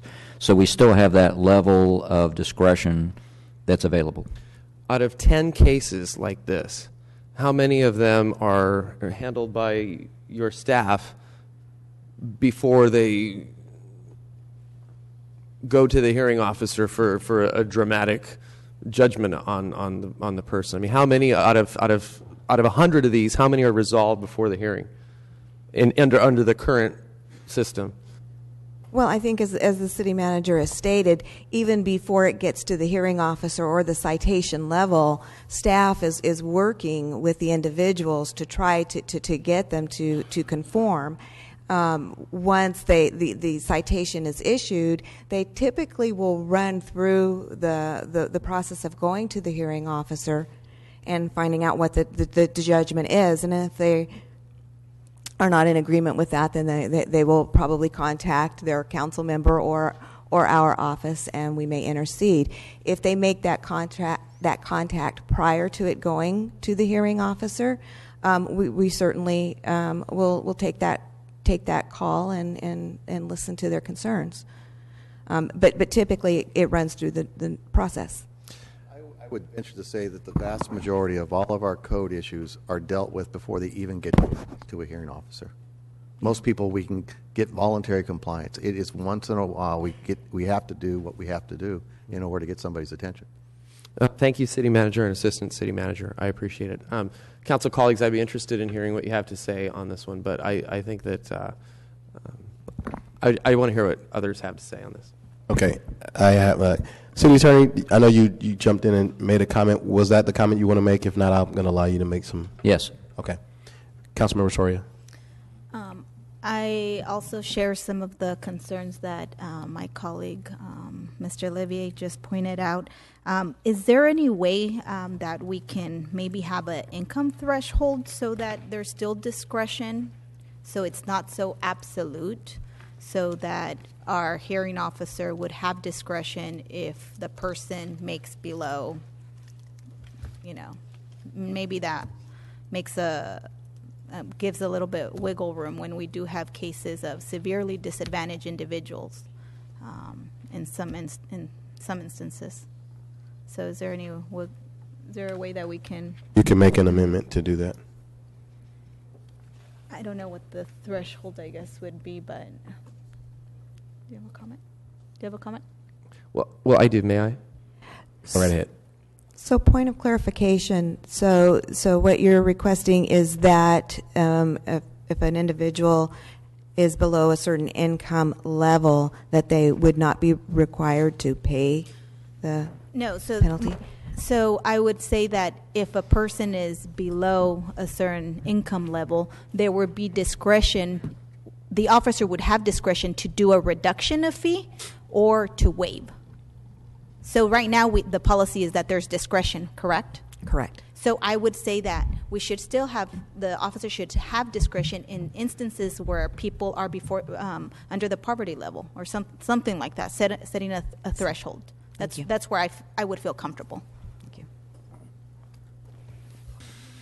All right, so I didn't hear any, Councilmember Olivia. Thank you, Council President. My question is there a motion? So I was just about to clarify. We don't have a motion on the floor for this item, and we don't have an amendment to the staff's recommendation either. If someone makes a motion at that time, I would like to suggest a change to the program. You're well within your rights to do that, Councilmember. Okay, then I don't want to make the motion, but I might have some constructive ideas if somebody does make a motion on this. Okay, so let me say a few things and see if we can bring this item to a close as best we can. So I want to certainly share in the spirit of my colleagues that are worried about taking discretion away from the hearing officer, especially for those folks that, as Councilmember Olivier dramatically put, would throw themselves in front of the hearing officer. But I want to make sure that we're kind of framing this discussion properly, and I'm not so sure that we have.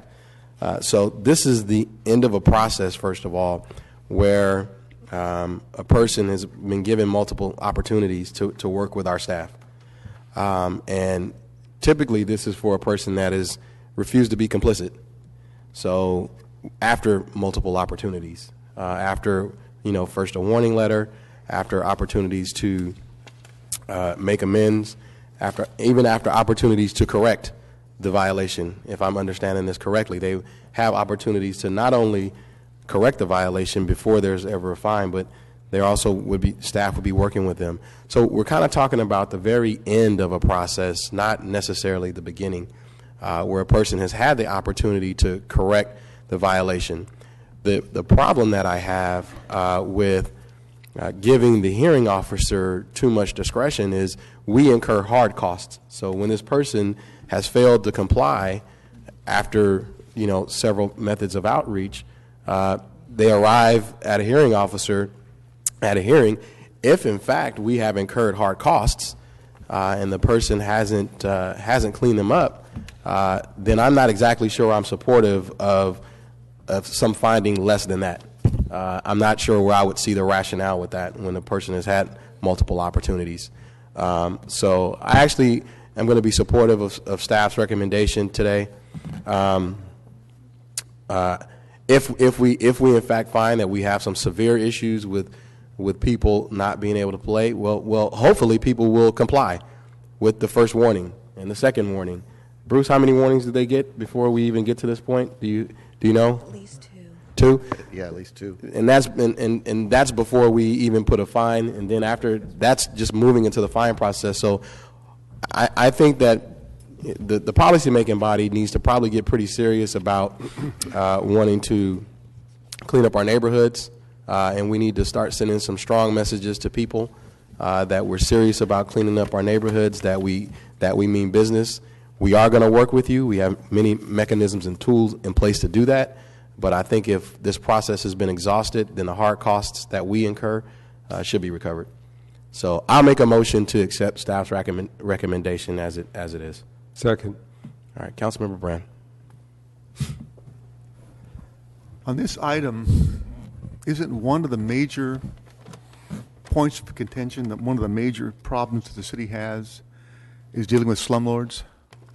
That this process is used and continues and nothing's being done?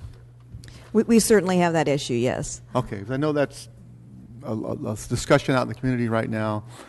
And I know in past conversations with the city attorney and the city manager that that's been one of the issues, that the process we use is slow and very encumbered and basically not very effective.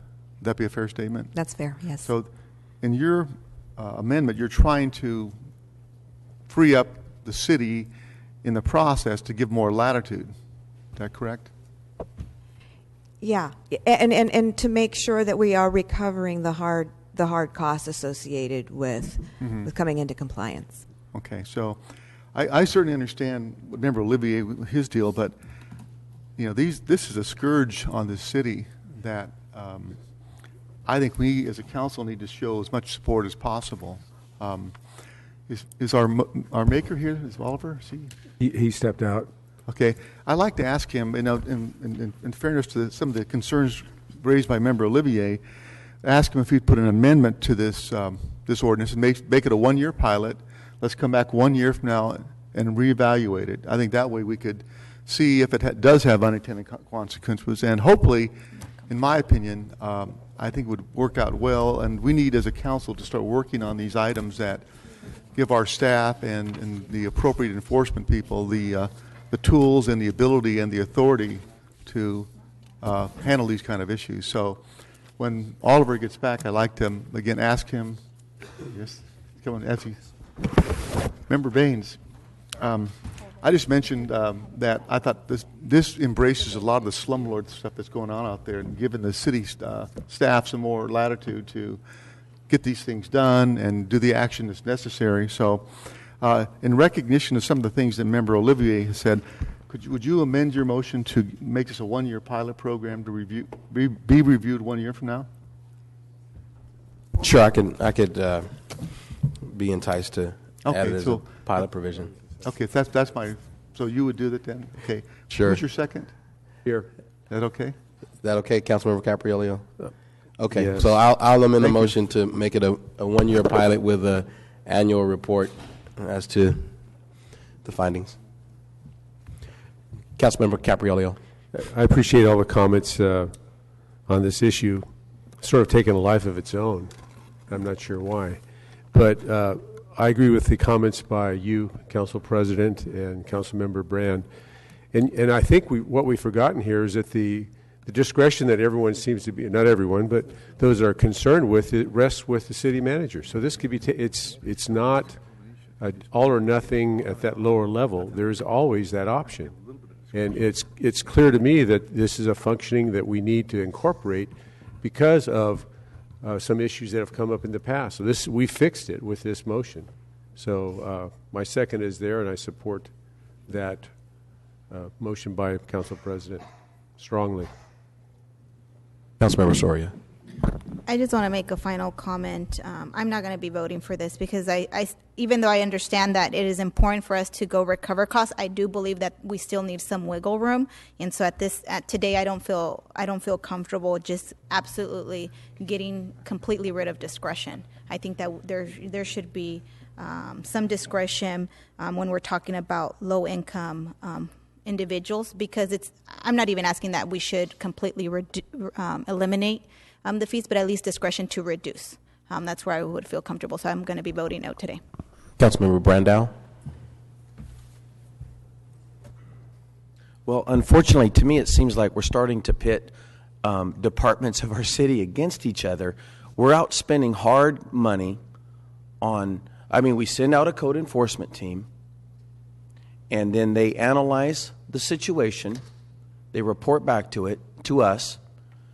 We tell the people what they need to do to fix the problem.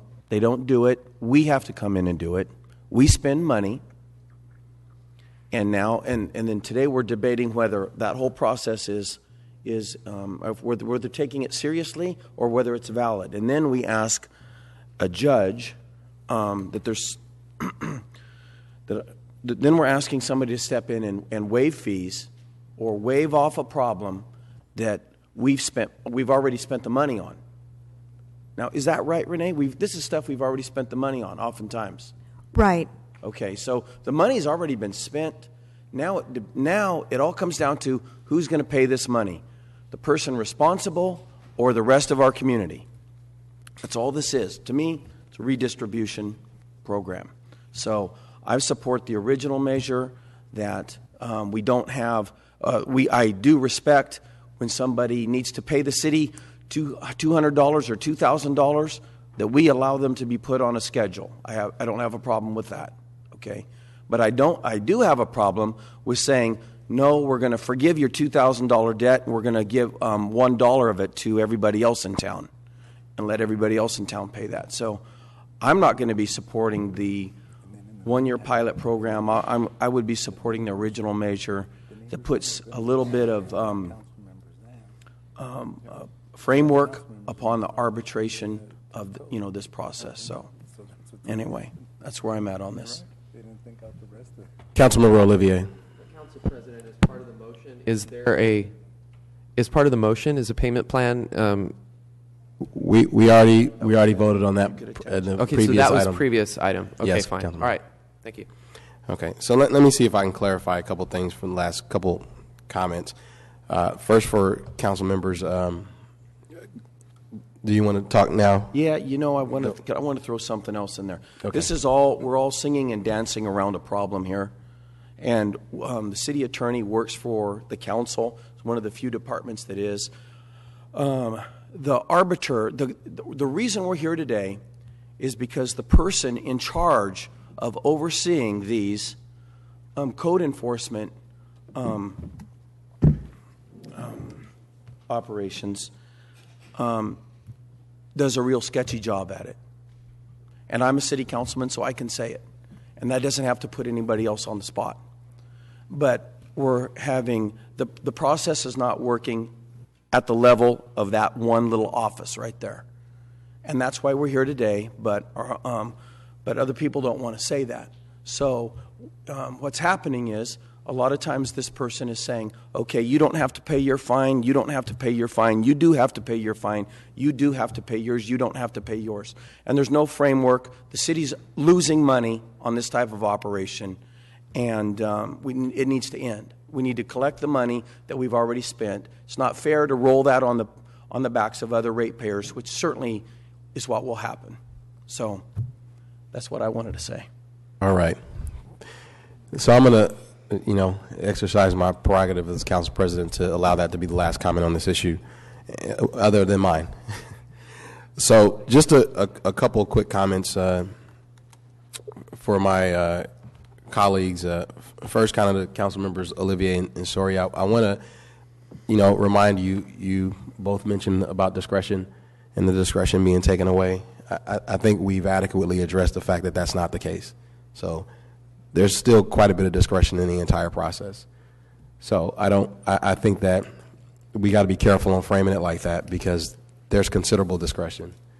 What we're trying to do is stop a hearing officer from arbitrarily reducing fees. We're going to close it down, council member, I'm sorry. But we're trying to stop a hearing officer from arbitrarily reducing fees, and which was happening for a very long time. So the discretion still exists. We never gave it away. We just put some more parameters on this particular individual. And to Councilmember Brandow, not supporting a pilot program, I think that we are doing every effort we can to work together and be collegial.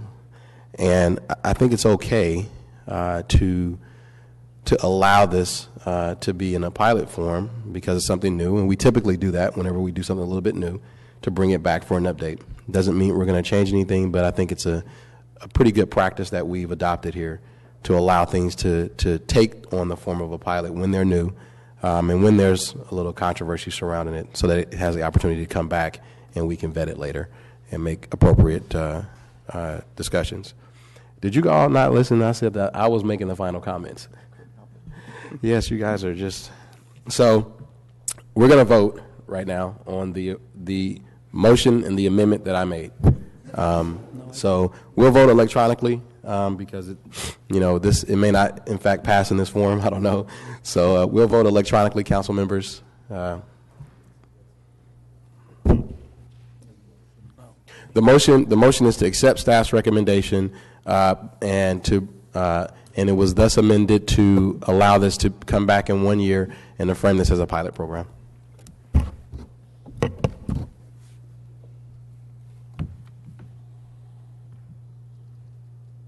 The item passes 4-3 with council members Brandow, Olivier, and Soria voting no. Thank you. Thank you. Thank you, staff. Sorry, guys. I know I had Clinton, Lee still chimed up, but we needed to vote on this. So we have a couple more items left today. We have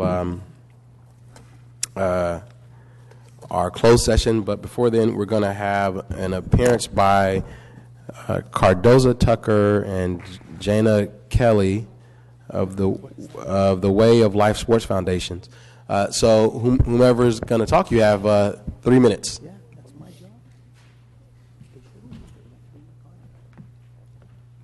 Once again, thanks, Council, for letting me be up here, but we have a couple of concerns with our park over at Al Raqqa, where we've been for the last 2 years. A couple things, a little bit about our foundation is we give opportunity for those of all kind of disabilities, things of that nature, to get involved with sports. We also work closely with the inner city groups in the East and West Fresno. Our care and maintenance for the park, we've been there for a while. We upgraded the baseball fields. We added in mounds. We brought back life and things of that nature to the park. We added our special needs league, our traveling baseball team, our Fresno East Cal Ripken. We got football, soccer, and other various activities. That's a little bit of what we've done at the park. Now, one of the problems is our scheduling structure.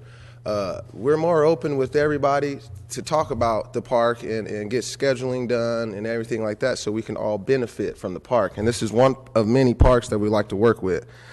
Some incidents there that I try to bring to the attention of Manuel Maldonado and things of that nature with Sean Schaefer with the sprinkler problems we have at the park. I've been trying to negotiate with them to get things done for a while, yet nothing's done. No lights in the bathroom, sprinklers are broken, and it was alleged that I turned on sprinklers on people, which I have problems, and I have pictures and things too, which I'll give all the council members a report next week. Also, gate fee. That was a problem, we're charging gate fee. Like I said, Maldonado and them, we met. They said that I'm allowed to do gate fee if we gave them 30% of what we make on that profit. Another one is, what was the other thing? Parking on the fields. It was through emails, it was up to me that I gave them to put up barricades to stop people from parking on the fields because we're here to play baseball. I didn't feel like it was my responsibility to stop people and what I'm doing, interacting with the kids, stop people pulling up there on the fields. Another thing, I know that the Parks Department was in shambles the last few years, and we have no problem with moving to other parks. But these parks, with the new budget, has to be up to code and up to par, okay? Another thing, we'd like to stay in East Fresno because that's our boundaries to Cal Ripken. Also, I say that Sal Quintero, you wasn't aware of our special needs programs where we reached out to you numerous times, never heard nothing back. But yeah, like I said, through emails, we'll get there. But other than that, we solve a solution to the problem. We can work together on this. We get most of the other parks up to code, especially with our special needs programs, things of that nature. And I'll let Jana speak on my behalf. I am Jana Keeley, so I'm the Vice President of Way of Life Sports Foundation. Hold on 1 second. You all get 3 minutes, so we need reset. Okay. Thank you. My name is Jane, and I'm the Vice President of Way of Life Sports Foundation, but I'm also the Special Needs Coordinator. My concern for our group is the fact that we have been asked to vacate Al Raqqa Park, and we have many athletes that are feeling safe at that park, and you guys are wanting to uproot us. I mean, I think it's much more work to move my group rather than it is to move the other group that wants to come in to a separate park. The 4 parks that were offered to us, like Fresno East Rotary, it's a basin. How am I going to get my wheelchair athletes down in the basin to play baseball? Another park was Einstein Park, I believe, and the bathrooms have urinals. Where's my wheelchair-bound athletes how are they going to utilize the restrooms? There's no lights, there's this and that. El Radka Park sits back from the street. The baseball fields are fenced in because a lot of our athletes have autism. They run. El Radka is a safe place for us. All the other parks that you guys want to send us to, not accessible, and they are not going to protect our athletes with those with disabilities, and that's my concern. I just want to introduce Jennifer, who's part of our staff, and she works with those with the disabilities. So. Hi, I'm Jennifer Reeves. I'm a teacher for Clovis Unified and a behavior consultant for children with autism. And I'm just here today to say that we've worked really hard to do a pilot program and bring a lot of special needs kids into this. This is an opportunity that they don't readily have. It's very hard for families to find a place where their children feel safe. And we've established that trust and that rapport with these families and got them out there. We ran a fantastic pilot program.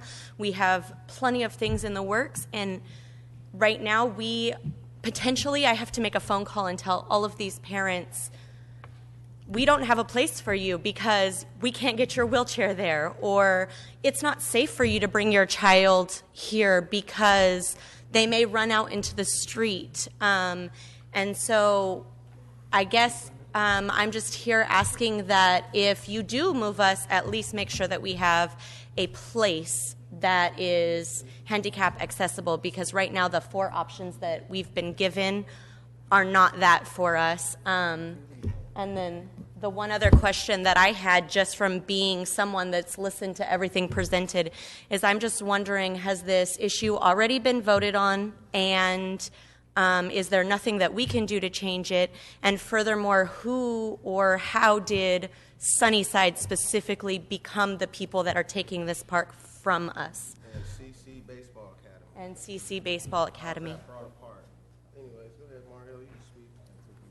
Hi, my name is Mario. I run Poison Beauty Softball. We're a joint venture with us.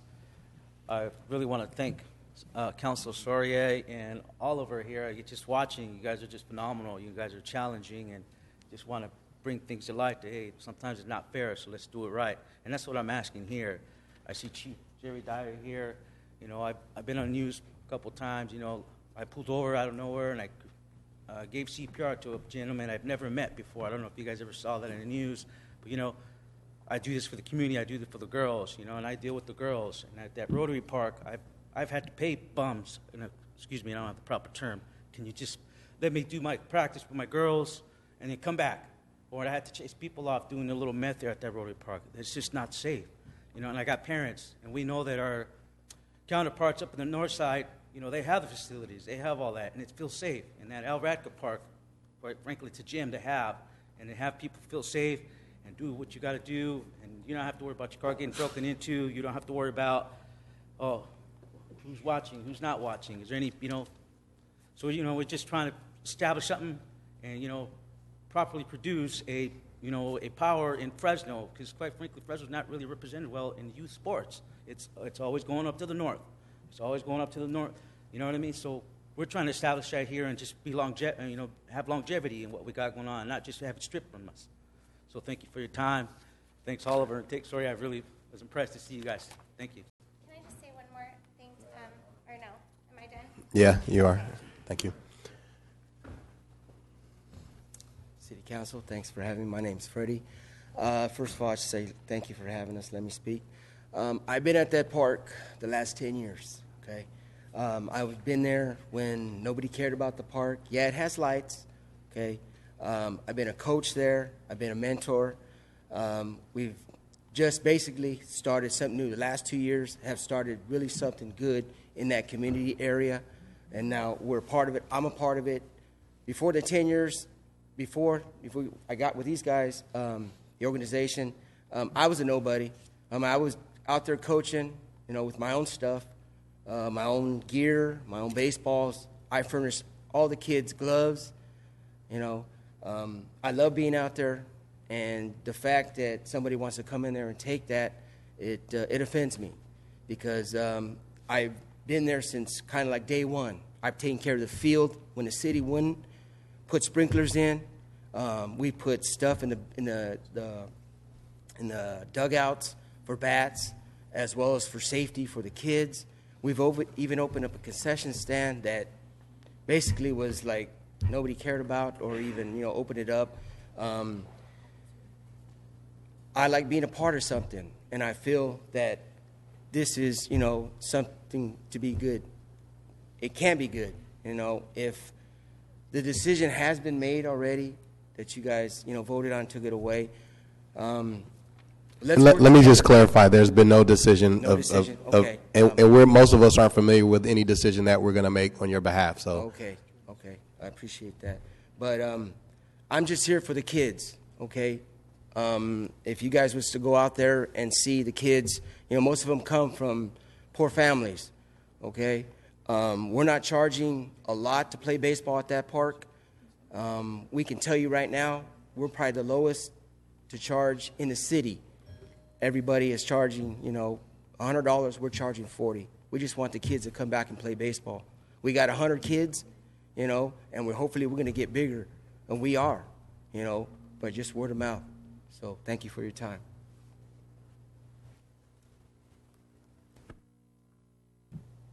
Councilman and Councilwoman, thank you for having me up here. I'm Darrell Noam II. I grew up in that area, southeast side Fresno, and I've never seen so much poverty in my life. And last year, 2013, I believe in Mr. Quintero's district, that we have had, we brought back baseball. That was gone for between 30 and 60 years. And we've had a huge group of kids come out from last year and also from this year as well. Before we had that park, there was a lot of incidents that were going on. Homelessness was out there, drugs, alcohol was out there, and so on and so forth. Since we took over that park, we have brought back life into that community.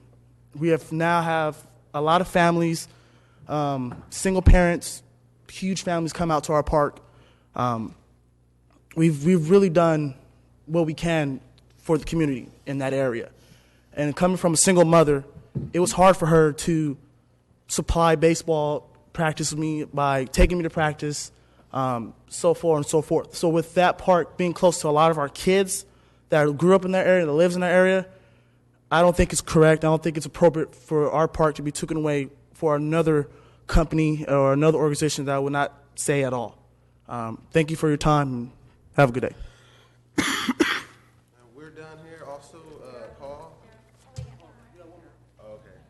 I got a business plan about Granite Park that I'll drop off packets to everybody at your offices next week. About my I'm sorry, Cardozo. We've been really lenient. If we have another speaker, we'll allow her to speak. Thank you. Council members, I am a mother of a special need child. Before Way of Life and the park came into our life, my son was uncontrollable. We are through CBRC. Through them, we got Genesis. Through Genesis, we got Way of Life. My son, before all this, as on record, as Officer Dreyer knows, is what we call a Houdini and a runner. He is on record as that. This has brought so much happiness to my child. It's given him something else to do. It's got his mind off of his disabilities. His isn't the only one. We've got a lot of special children from Addicott School, where my son is at. They come out in wheelchairs, crutches. Believe me, you'd have to see the pleasure on these kids. This is something for them. You move us, it's harder for them. They cannot understand the change. Why are they being punished? That's what's going through their minds. They think everything is on them because they're different.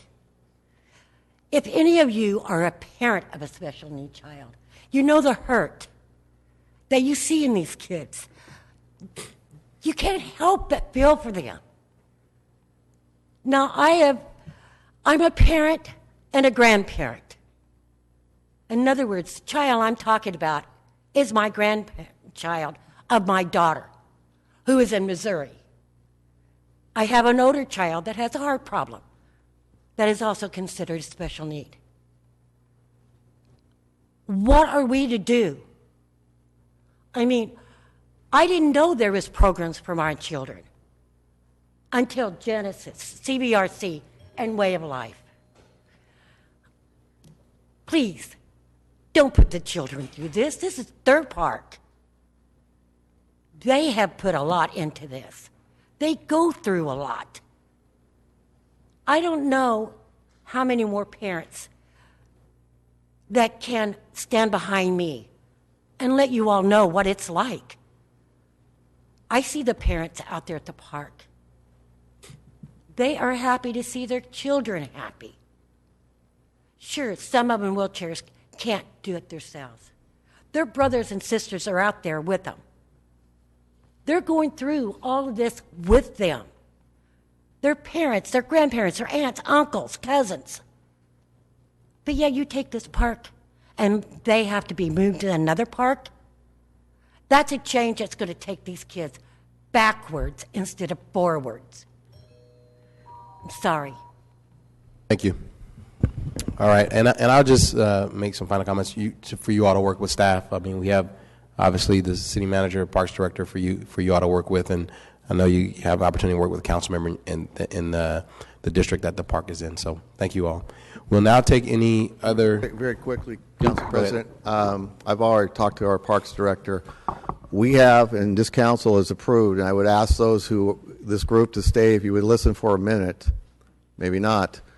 We will have a brand new universal accessible park that is under construction as of now, which it's designed to meet the needs of children with special needs, including a baseball field. And so I would ask Manuel if you would work with the group, because we need to establish a league. It is designed, the field is designed, it is state of the art, and we will work with you to potentially locate your program at that universal accessible park, brand new. It'll be up. We believe construction will be completed by this year, so it'll be ready for next season. Can I ask what we do in the meantime? You have a reservation for this season, my understanding, so you'll be able to have your program this year, and next year you can have it at Universal Accessible Park. All right, I'm going to just say, can you guys work with our parks director right there? I don't want to get into too much back and forth from the dais, but we have the parks director right there, and Bruce, if you want to step down, you can chat with him. Thank you. Now we'll take any other unscheduled communication. If you have anything you want to talk about that was not on the calendar today, please come forward. Hello, my name's Sean Hammond. I wanted to talk about the parking enforcement. Just a simple parking ticket that I got that I found rather inappropriate. I was parked in the library parking lot at 9 o'clock in the morning for 15 minutes, received a ticket, went out, asked the officer why, because he was still there. He said, because this is a library parking lot, you can't park here and go anywhere else. I took a picture of the sign in front of the parking lot that clearly states it's library parking only from 10 a.m. to 6 p.m. So I'm wanting to just find out what the deal is on that. Wait for him to, Dale? Okay. Well, if you give us just a moment, when we get down here, we'll refer you to the right person to discuss this. If you wait just a moment, we're about to adjourn our meeting. If you sit right there, we'll get you in contact with the right staff person to take care of that. Thank you. Do we have any other members of the public that would like to address the council today? All right. We now close unscheduled communication. Doug, can you report on our closed session items? Yes, we have two items. The first is Cade versus City of Fresno, existing litigation, and the second is, pursuant to the special meeting notice yesterday, real property negotiation concerning the listed APNs with Bruce Rudd and TFS Investments as the negotiating parties. I would not expect any announcement after the closed session. Thank you.